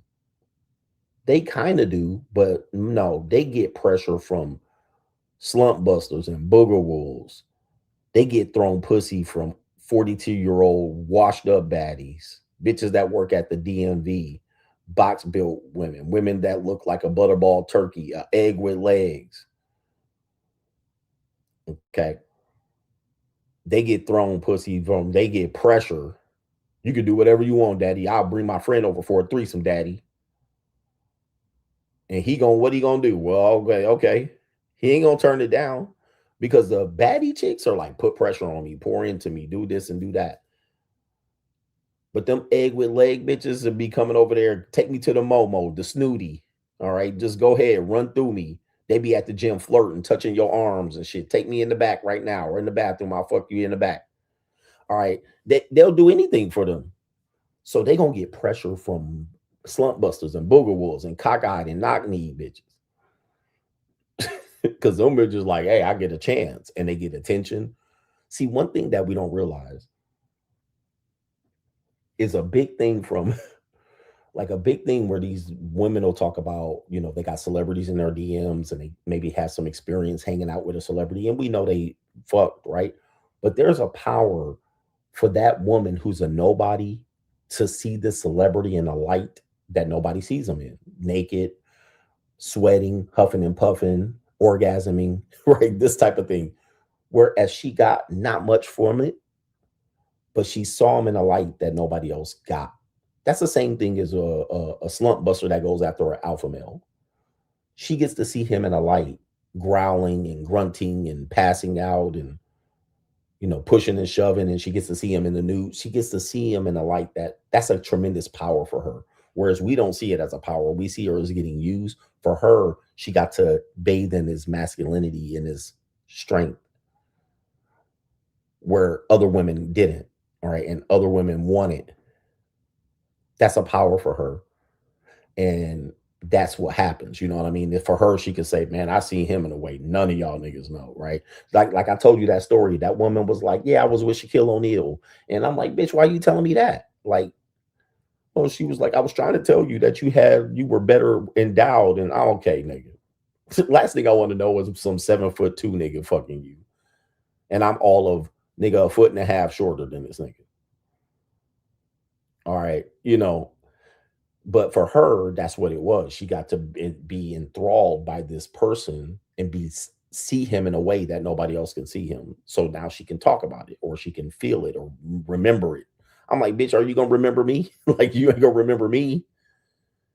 Are you gonna remember my name? Bitch don't even know my name, but she gonna tell me about Shaquille O'Neal was here. Like, I mean. All right. But yeah. But she was a good looking girl. But like I said, most of these women that are regular women throw themselves at men because they have to. Legacy T says, yo, I was with my brother and his girl this weekend and feet pictures got brought up. She said her friend tried it and didn't make much. Her face was lit up. Oh, sorry. His face was lit up. They all want to sell a bit. He says, kill him, coach. One thing is about the feet picture thing is I had a young lady that I was talking to, JUCO chick, and that was her background. That was the only thing she had in terms of being monetized other than being a sugar baby, right? She said, yeah, I tried to sell feet pictures. And she had some decent looking feet. I didn't like her feet. All right. But what she told me was, she told me the secret. You want to tell me? I'll tell you the secret. Press 1 in the chat if you want me to tell you the secret to feet pictures and selling, because a lot of women don't know. They just think I'm going to just go out there, guys, and throw my feet out there and get paid and make major money. But this woman put me on the game on feet pictures, and I'm going to tell y'all the game right here. I'll be giving y'all the game. Fuck y'all niggas. Okay. Her face was lit up. So her face lit up like, oh, I can sell feet pictures. I'm going to tell y'all the game, and y'all ain't going to really know it until I say it, and then you're going to understand it. Okay.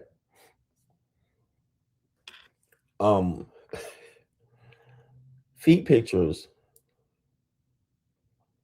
in an innocent time, a woman could just put her feet up there and that would have been enough. Okay. But what this woman found out is that the women who made the most money were doing stuff with their feet. It wasn't just the feet.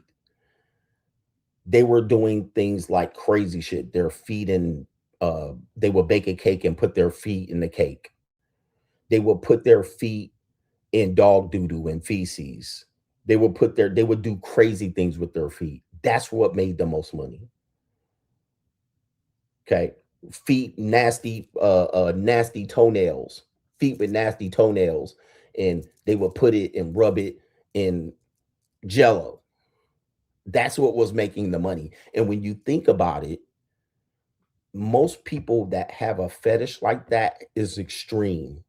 It's not just, I just want to look at pretty toes. Because if you just want to look at pretty toes, you can go look at pretty toes. They everywhere. You could go outside and look at pretty toes. You can look on Pinterest and find pretty toes. You can find pretty toes everywhere. But the extreme, the goth chick with fat, chunky feet with black toenail polish and a hangnail, like that's what was selling, rubbing her feet in nasty shit. That's, yeah, taking a peanut butter and jelly sandwich and putting her feet in the jelly, and then that's what was selling. Okay. Like, so she found that out and she was like, oh shit, like it's not just feet. All right. It's just not toenails and shit like that. Like, and there's a certain type of foot that you would just be able to have that would be the best seller. And it ain't no chunky stubble toe ass shit. Little ass toes. It's like the long, elongated toes, like a European long ass toes. It ain't no little stubby chicklet toe, you know, like them little Mexican bitches be having. You ever see a Mexican woman's toes? They look like chiclets. All right. Nobody want to see them little ass, stubby ass toes. Nobody about to pay to look at them motherfucking 3 little piggies. This little piggy went to the market. This little piggy stayed home. Nobody go look at them Fred Flintstone fucking feet. All right. Nobody want to see that. Nobody want to see that shit. All right. Anyway. All right. But that's the game right there. And that's what a lot of women don't think. They think, oh, my feet are pretty. I'm going to just jump out here and take some pictures. All right. Nah, there's some women out there doing it. They be milking cow udders with their toes. All right. Motherfuckers be like, oh shit, I ain't never thought of that. All right. And then now they paying extra. Cooking with their feet. They got some bitches out there with no arms and just feet, cooking with their feet and eating with the fork with their feet up here like this and no arms like this. All right. Just eating with their feet. Niggas be up in there like niggas be grabbing. You ever see that bug, that Daffy Duck, where he be like, Shit, yeah, that's what be selling. Not no bitch out here just taking their socks off and taking pictures. All right, that ain't gonna sell. All right, anyway. Oh man, that's crazy, ma. No government name SD says talking about Saweetie. Tell them to find your episode about yacht girls. He says there's so much knowledge in that show telling us how the world really works. Thanks, coach. It's an evil world we live in, bro. When you go to the dark side, there ain't no way. I feel bad for dudes that don't be on the dark side. Because dudes really don't know. And I swear to God, they be on the internet talking like they know. I'm like, you don't have a fucking clue about what's going on, man. It is dark. And these young women be out here doing the most. The most.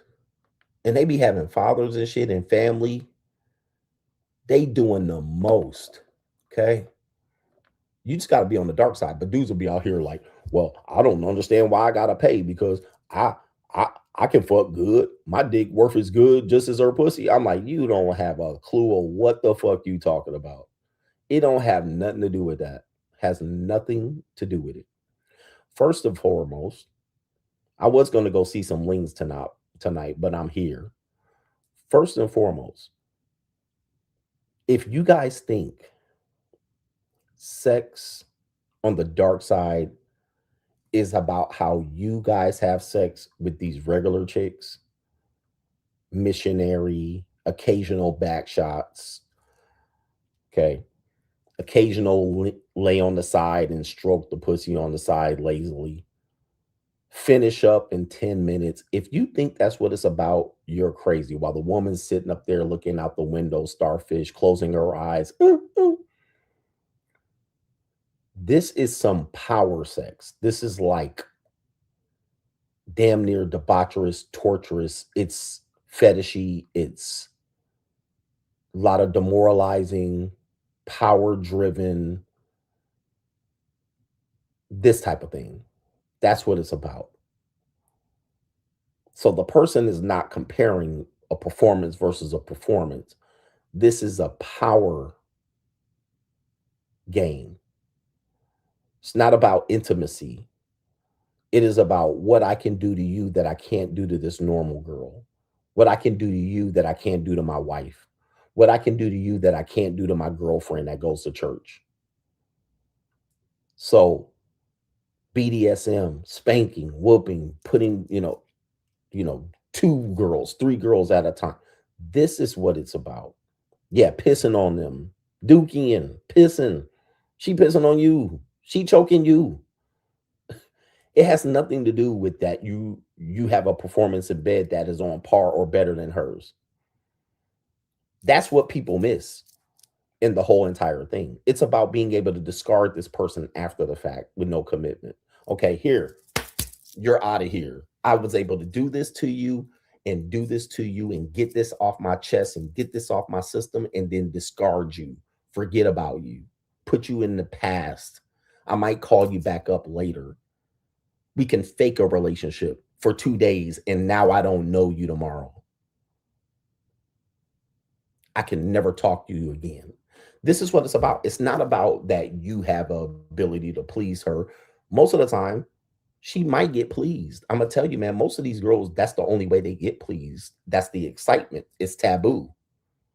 When she's in bed with you, she's not getting pleased. It's not taboo. It's boring. It's predictable. But you think you're doing something. And she just closing her eyes and right, going through the motion. Meanwhile, sneaking in and going up this elevator and meeting this mysterious man and knowing there's $5,000 on the goddamn bookshelf. She walks in, the room is dark. This nigga got a belt and a mask on. The only thing she doesn't want to happen is get killed. That's the only thing she's thinking. As long as I don't die. As long as she don't die, this woman gonna have a time of her motherfucking life. And she gonna go home and she gonna go on a date with your monkey ass on Tuesday. Right? It has nothing to do with that. Your sex is just as good as hers, or a broke guy fucked her the week after. No, you guys are missing the point. You guys don't have no clue of what you're talking about. You have no fucking clue. Well, a guy gonna hit that free after that. Nobody, that guy doesn't care. Trust me, he has no care in the world that some dude fucked her for free. Nobody cares. By the way, we talk about this on Locals. Coach Greg Adams.locals.com. Okay. In fact, Pookie to that guy plays the worst position. Why do you think he had to do that and he had to get it from her and that's the only way he got it? Pookie literally has the worst position, but he thinks he gets the best position. Well, because she really likes him. All right. All right. Y'all are clueless about the entire industry and how dark women can be. And in my opinion, women are way darker than men. They're way more sexually dysfunctional. They're way more fetishy. They're way more imaginative. They're way more deeper sexually than any of you motherfuckers ever will experience with them. Way more. They can go way past what's normal. You niggas only thinking about entering her vagina and pushing like this and then getting behind her. That's all y'all do. That's all you fucking do.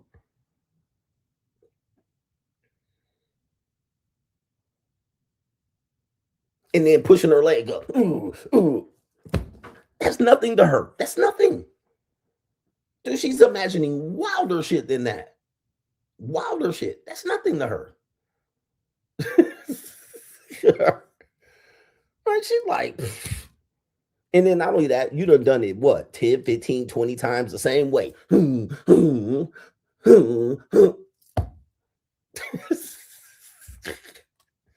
She like, then I come in there. Don't let me come in there. All right. Especially if she's a true submissive. Because what she's going to do is then follow instructions. Take off your clothes. Hop on that bed. Grab it. Oh, here, give me that DDT suplex. Right in there. Put it right here. Or your head right there. All right. Let me, right. All right. Shout out to Dark Side Foundation. Says, salute, coach. Kudos to Dak for standing on his square. While he will still pay, his costs will go from being a variable to fixed. This is a prime example of men using their leverage. I love to see it. I think he's going to do way better in this situation without her. All right. Right here. Yeah, man, it's a little evil, man. It's a little evil. I think women are way more debaucherous than most men. And I think most men are just mostly disgusting. All right. At best, they're disgusting. And most men don't have the ability to get a woman mentally. Sex is mental for the woman. It's mental. You got to lead up the foreplay, talking in her ear, whispering in her ear, taking control, these type of things. This is all mean stuff to her. All right. Aftercare.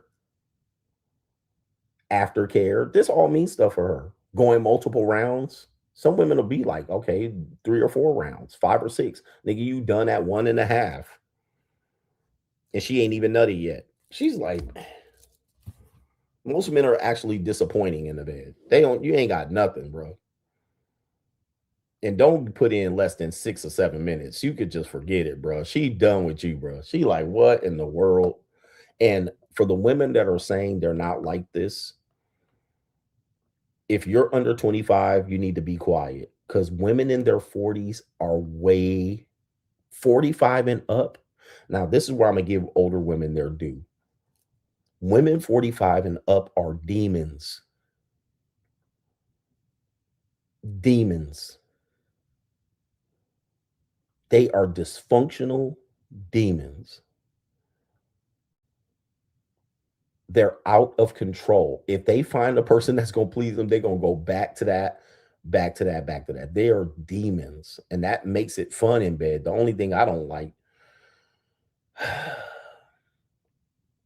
I just don't like what they look like when I'm doing it. You know what I mean? Like, I don't be looking at, because it's just too many blemishes and shit like that. And they don't mind walking around naked and shit with they soggy ass titties and soggy asses. And like that part I don't like. You know what I mean? They bellies be jiggling and shit. You know what I mean? Like sometimes the white women skin be orange right here. You know, it just be, you know, afterwards, the post-nut clarity just hit a little too hard and shit. Yeah, cankles and varicose veins and shit and like that, and bunions on toes and corns on toes. The whole toes got rows of corns and shit on it. You just be like, oh, Nick. Face be looking, you be looking at the goddamn, looking in her face, and she be having the goddamn crow's feet and the laugh lines, and yeah, you be looking in between her legs like, you really want me to go up in there and lick all that? That shit look like it's dead.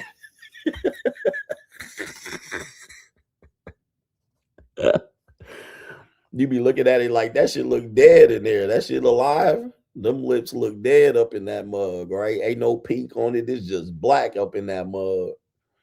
Where the pink? You know what I mean? She gotta hold her stomach up or something. She gotta hold her stomach up so you can lay on top of her and shit so she don't breathe.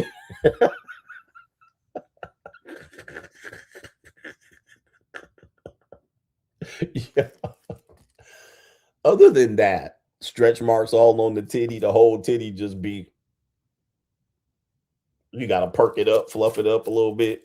Let me fluff it up. Let me fluff that. Fluff it up, because when you don't fluff it up, she lay on her back and the shit just be like, man, what, ladies? Why we doing y'all like that? We love y'all, ladies. Most of the time, you can't really get her, you know what I mean? You try to cock her leg back, she pull a hamstring or shit, or her titties be choking her neck. She be like, I can't really breathe like this. I'm gonna catch a hammy start cramping up. All right, but oh Lord, ladies, we love y'all. We love the women, but you know, this is why older women are great in rotations. You know what I mean? They're great in rotations because they demons and they play their role sometimes. They play their role. You know, they'll be like, hey, you got hoes, I got hoes. It is what it is in different area codes. Anyway, I got old women in my rotation. Shout out to Leon, says my older cousin confirmed coach's findings of how the Midwest Indiana is most racist than the South. I didn't doubt coach, but I'm surprised no one told me this until very recent. In fact, Indiana is home of the Ku Klux Klan. Indiana mostly is a southern state. There's a lot of states that get by being a Midwest state, but Indiana is a southern state. All right. It's definitely got southern, especially below Indianapolis. Okay. But Indiana is the home of the Ku Klux Klan. All right. So yeah, man, that's that. But Indiana is close to Kentucky. All right. I think Indiana borders Kentucky. That should tell you enough, nigga. All right. That should tell you enough. I think motherfucker Emmett Till was from, no, he was from Illinois. But yeah, man, stop being surprised about Midwest being racist and shit. Anyway. No government named Damian Lillard had a quiet, publicly uneventful relationship with his baby mama for almost a decade. Within a couple of years of getting married, divorce was on the table.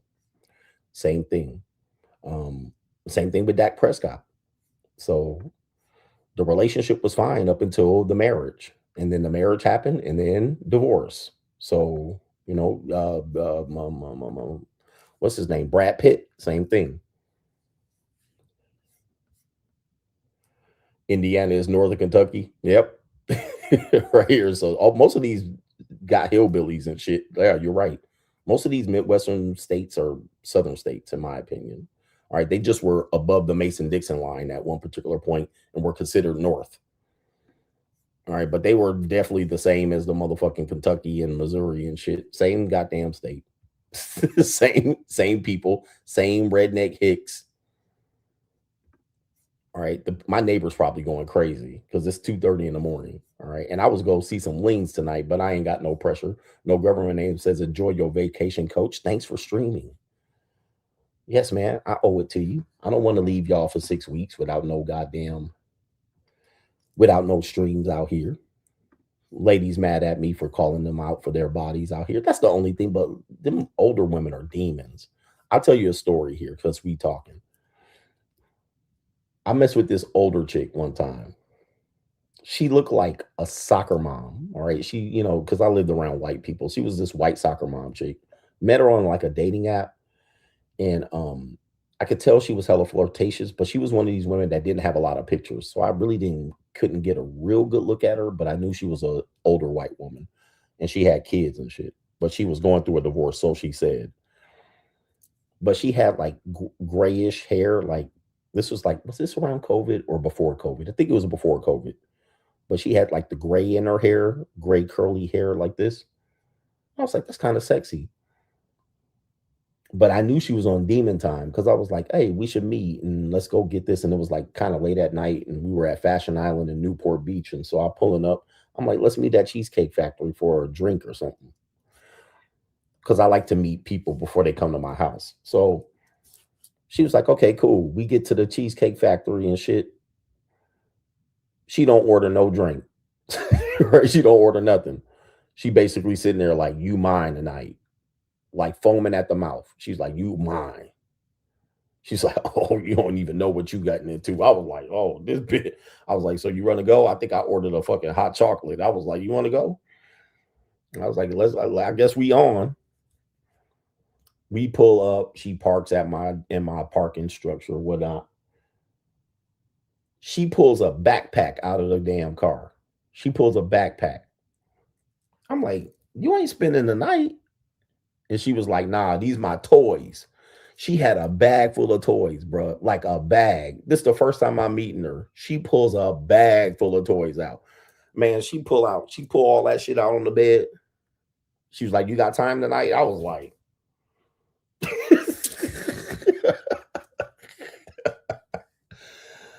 I was like, I guess you've been needing it. You've been needing it. I said, go, Lord, have mercy, man. I had to hit her with everything. I was hitting her with the bzz, bzz. I was buzzing the shit out of her like Scott Steiner was buzzing Goldberg. Or Scott Hall. I said, this bitch crazy. I'm like, I just met you and you pull up with a backpack. I said, golly. All right, anyway. I said, I had to hit her ass with the buzzer. I was beating her. I was shocking her and shit. I had another redhead chick that I'm gonna tell you, man, white girls are demons. Y'all talk about these black women, but white girls, like there's a spectrum with white women, and you really never know until you go there, because some of them be looking innocent and they know how to put on a cardigan sweater and they be at their job and they be having their motherfucking crackers and tuna and they be doing the white girl shit. Then all of a sudden, that demon will come out. So this redhead chick, she was like, I'm a true submissive. She was like, no, I'm a submissive. Like, you're my master. You're my master. Now, at the time, I'm like doing the free agent lifestyle before it's even branded. And I'm like, nah, I don't want nothing to do. She's like, no, you're my master. Do you want to do it? She was like, I need it. It's hard to find. But she was a redhead, looked like a choir bitch, singing in a choir. She was like 32 at the time or something. And I was like, yeah, so what you want me to do? Like, and what she described, I was like, I can't do that. I was like, I can't do that. Because what she was telling me to do is that since I was the master, that I would be having to constantly be giving her instruction. Constantly, like nonstop.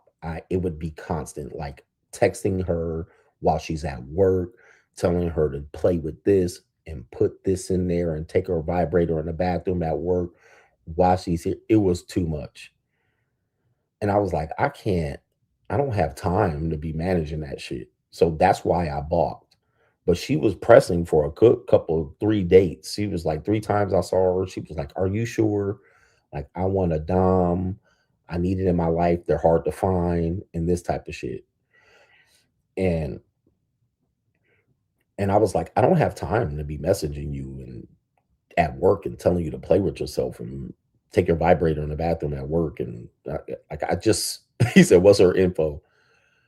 So I was like, nah, I'm good. And she was like disappointed. She was like, well, okay, I'm whatever. But I'm pretty sure she was able to find people to do it, but not do it long term. And I think that's where her problem is. She can get a guy to do it once or twice, maybe 3 times, but she would needed it all the time. And I was like, fuck that. Right?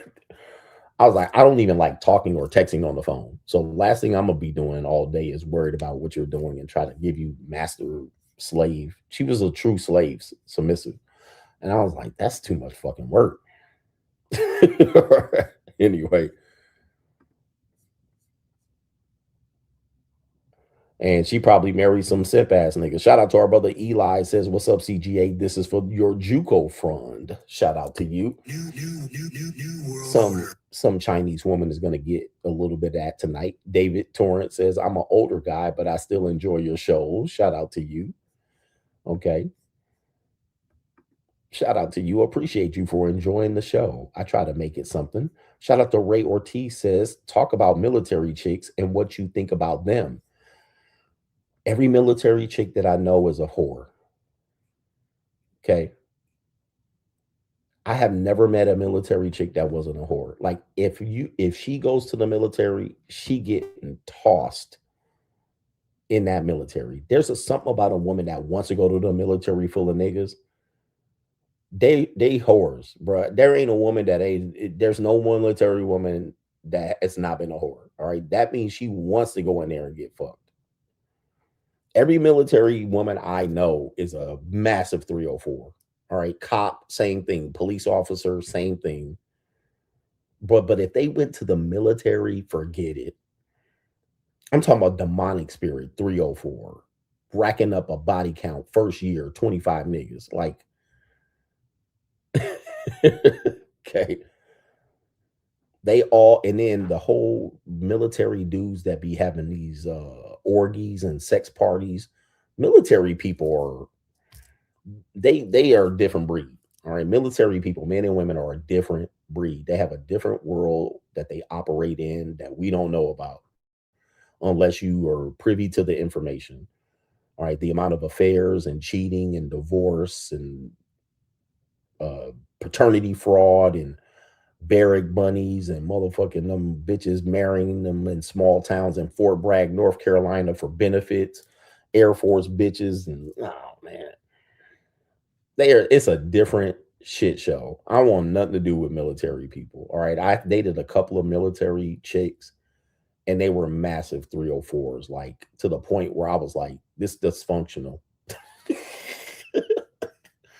They were dysfunctional. They were like literally like I would think how I would describe it is I would say close to abused. Close to abused early on. Meaning that because when they got in that military, they had a lot of young niggas on them, but they also had the sergeant niggas on them. They also had the upper brass on them and making them do crazy shit. Right. So that's typically what I've heard about military chicks. They almost always have had some sort of crazy sexual trauma, trains in the barrack and shit, letting one nigga hop off next to the next to the next. All right. The top brass niggas running trains and orgies on them, cheating on them. They got her over there and they got a wife over here. Yeah, the military chicks are no go. Don't wife up a military chick, bro. Don't wife them up, nigga. Do not, hey, don't, you heard me first, nigga. Do not wife up a military chick. Okay. Like, why would you wife up somebody that's in a room full of 96% men? Like, who volunteers for that shit? That's like me volunteering for some fucking Let me go to the cheerleader in camp. You know what I mean? Like, I gotta be wanting to be a pervert. I gotta want to be a pervert. They a pervert. They're perverts. They gotta be perverted.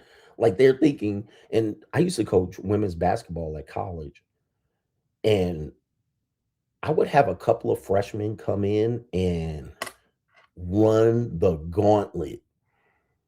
Not all freshmen, because I had a freshman come in and she got a boyfriend on the boys basketball team, the men's basketball team, and they married and had kids.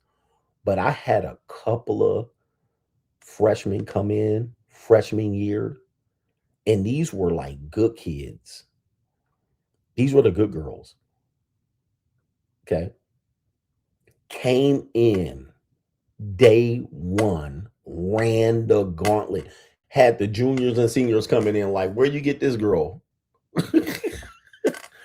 Right. The juniors and seniors were like, coach, where you get her from? I'd be like, what? You know, I'm coach's last to know. I'd be like, what? They'd be like, this bitch is a hoe. That bitch crazy. She fucking everybody in the dorm. I'm like, huh? How? I'm like, how she fucking everybody in the dorm? They're like, she fucking everybody. She done ran through 5 football niggas first week. I'm like, what? I'll be like, what?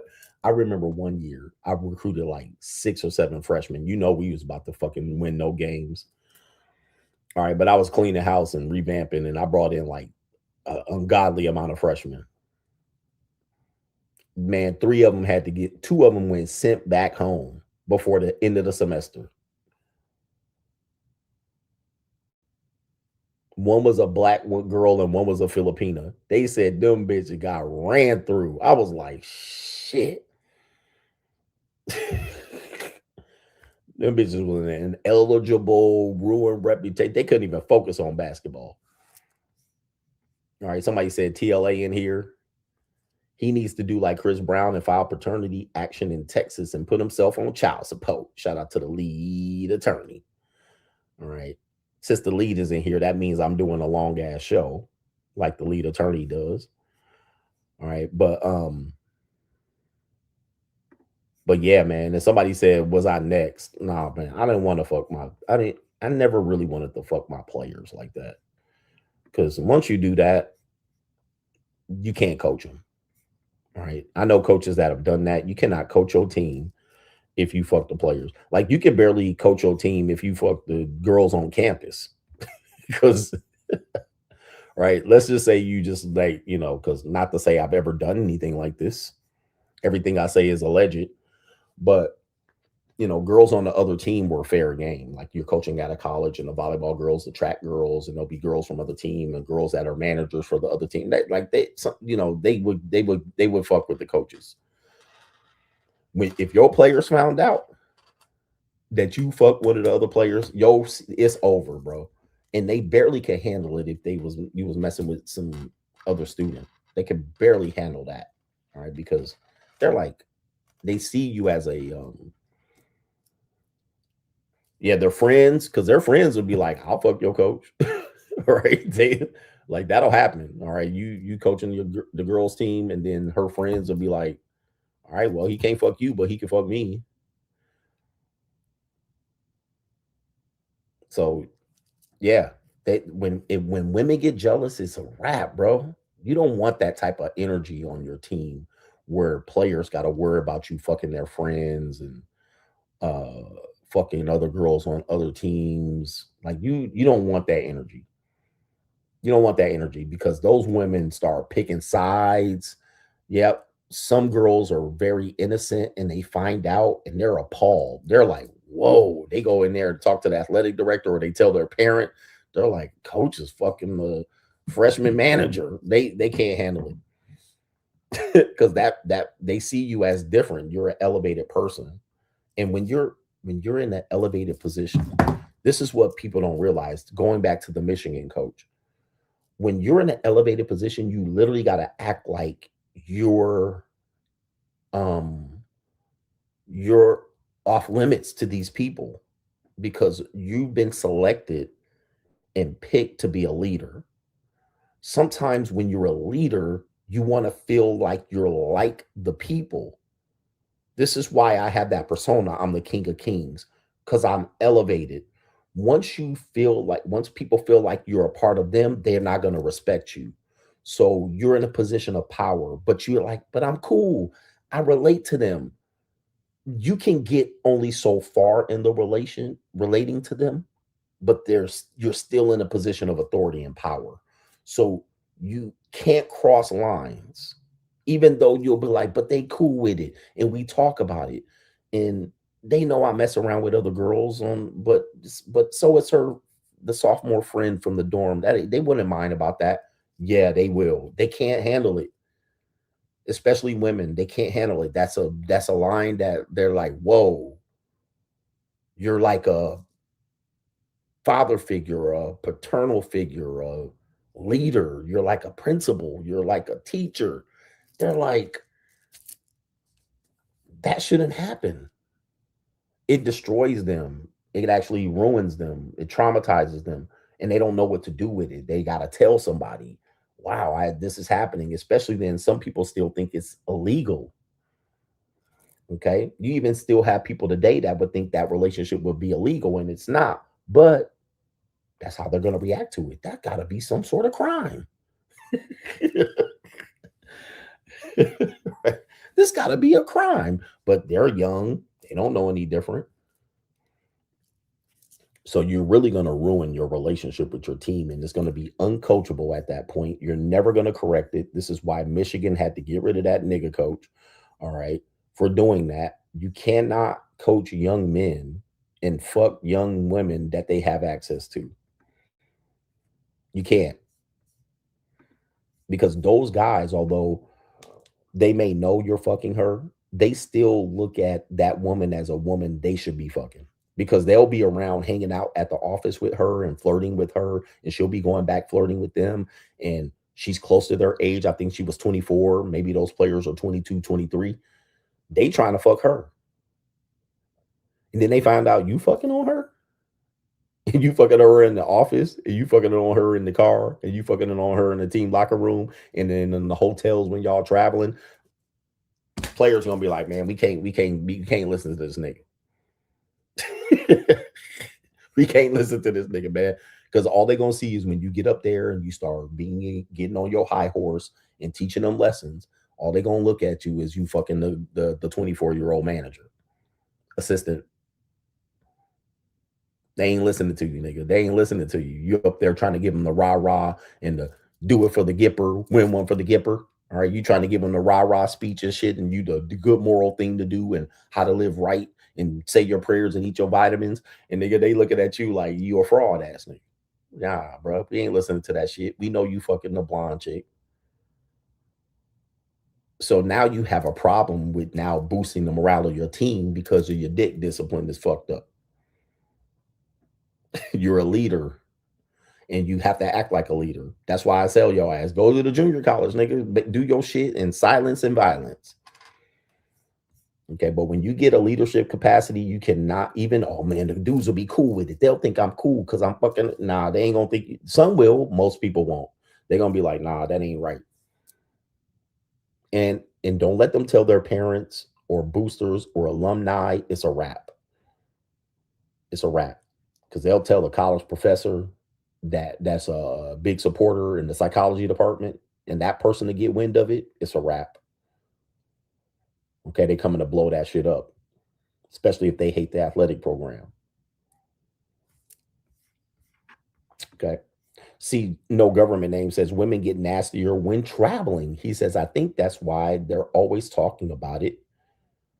She can get smutted out without shame, and I'm not judging it. Yep. This is why the best sex that they have is not with people they know. It typically is when they get to explore their sexuality with other people that won't judge them. Okay. So traveling outside of area codes, this is for women that are sexually experienced, not women that are not sexually experienced. So, yep. When they get to that point where they can get smutted out and come back and be the angel, they're going to do that. They're going to do that.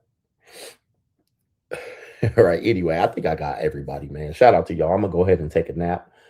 Maybe I'll go see a couple of leans maybe today. I don't know. I'm in Hong Kong. But yeah, shout out to y'all. Thank y'all for the show. All right, we out of here, and maybe we'll be back tomorrow. Peace.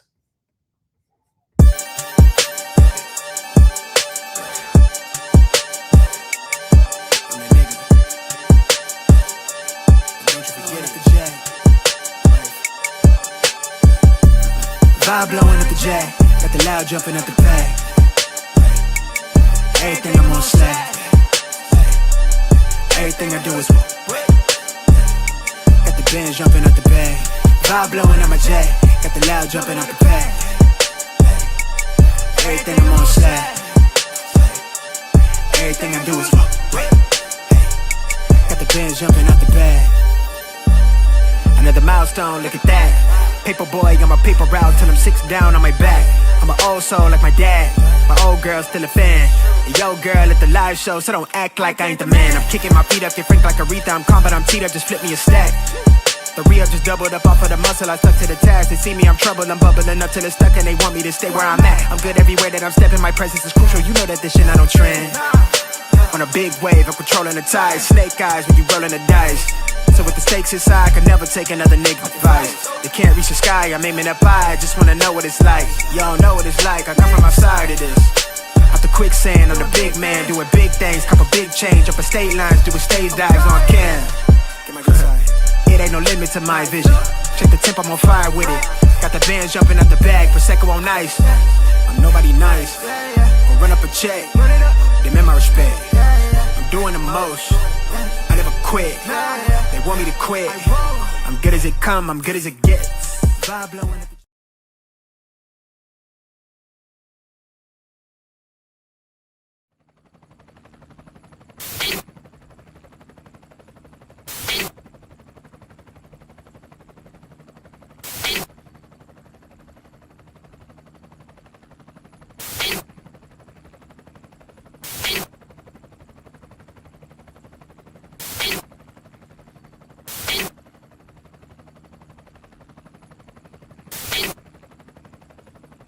And you're in the Desert Storm bunker with Hollywood CGA.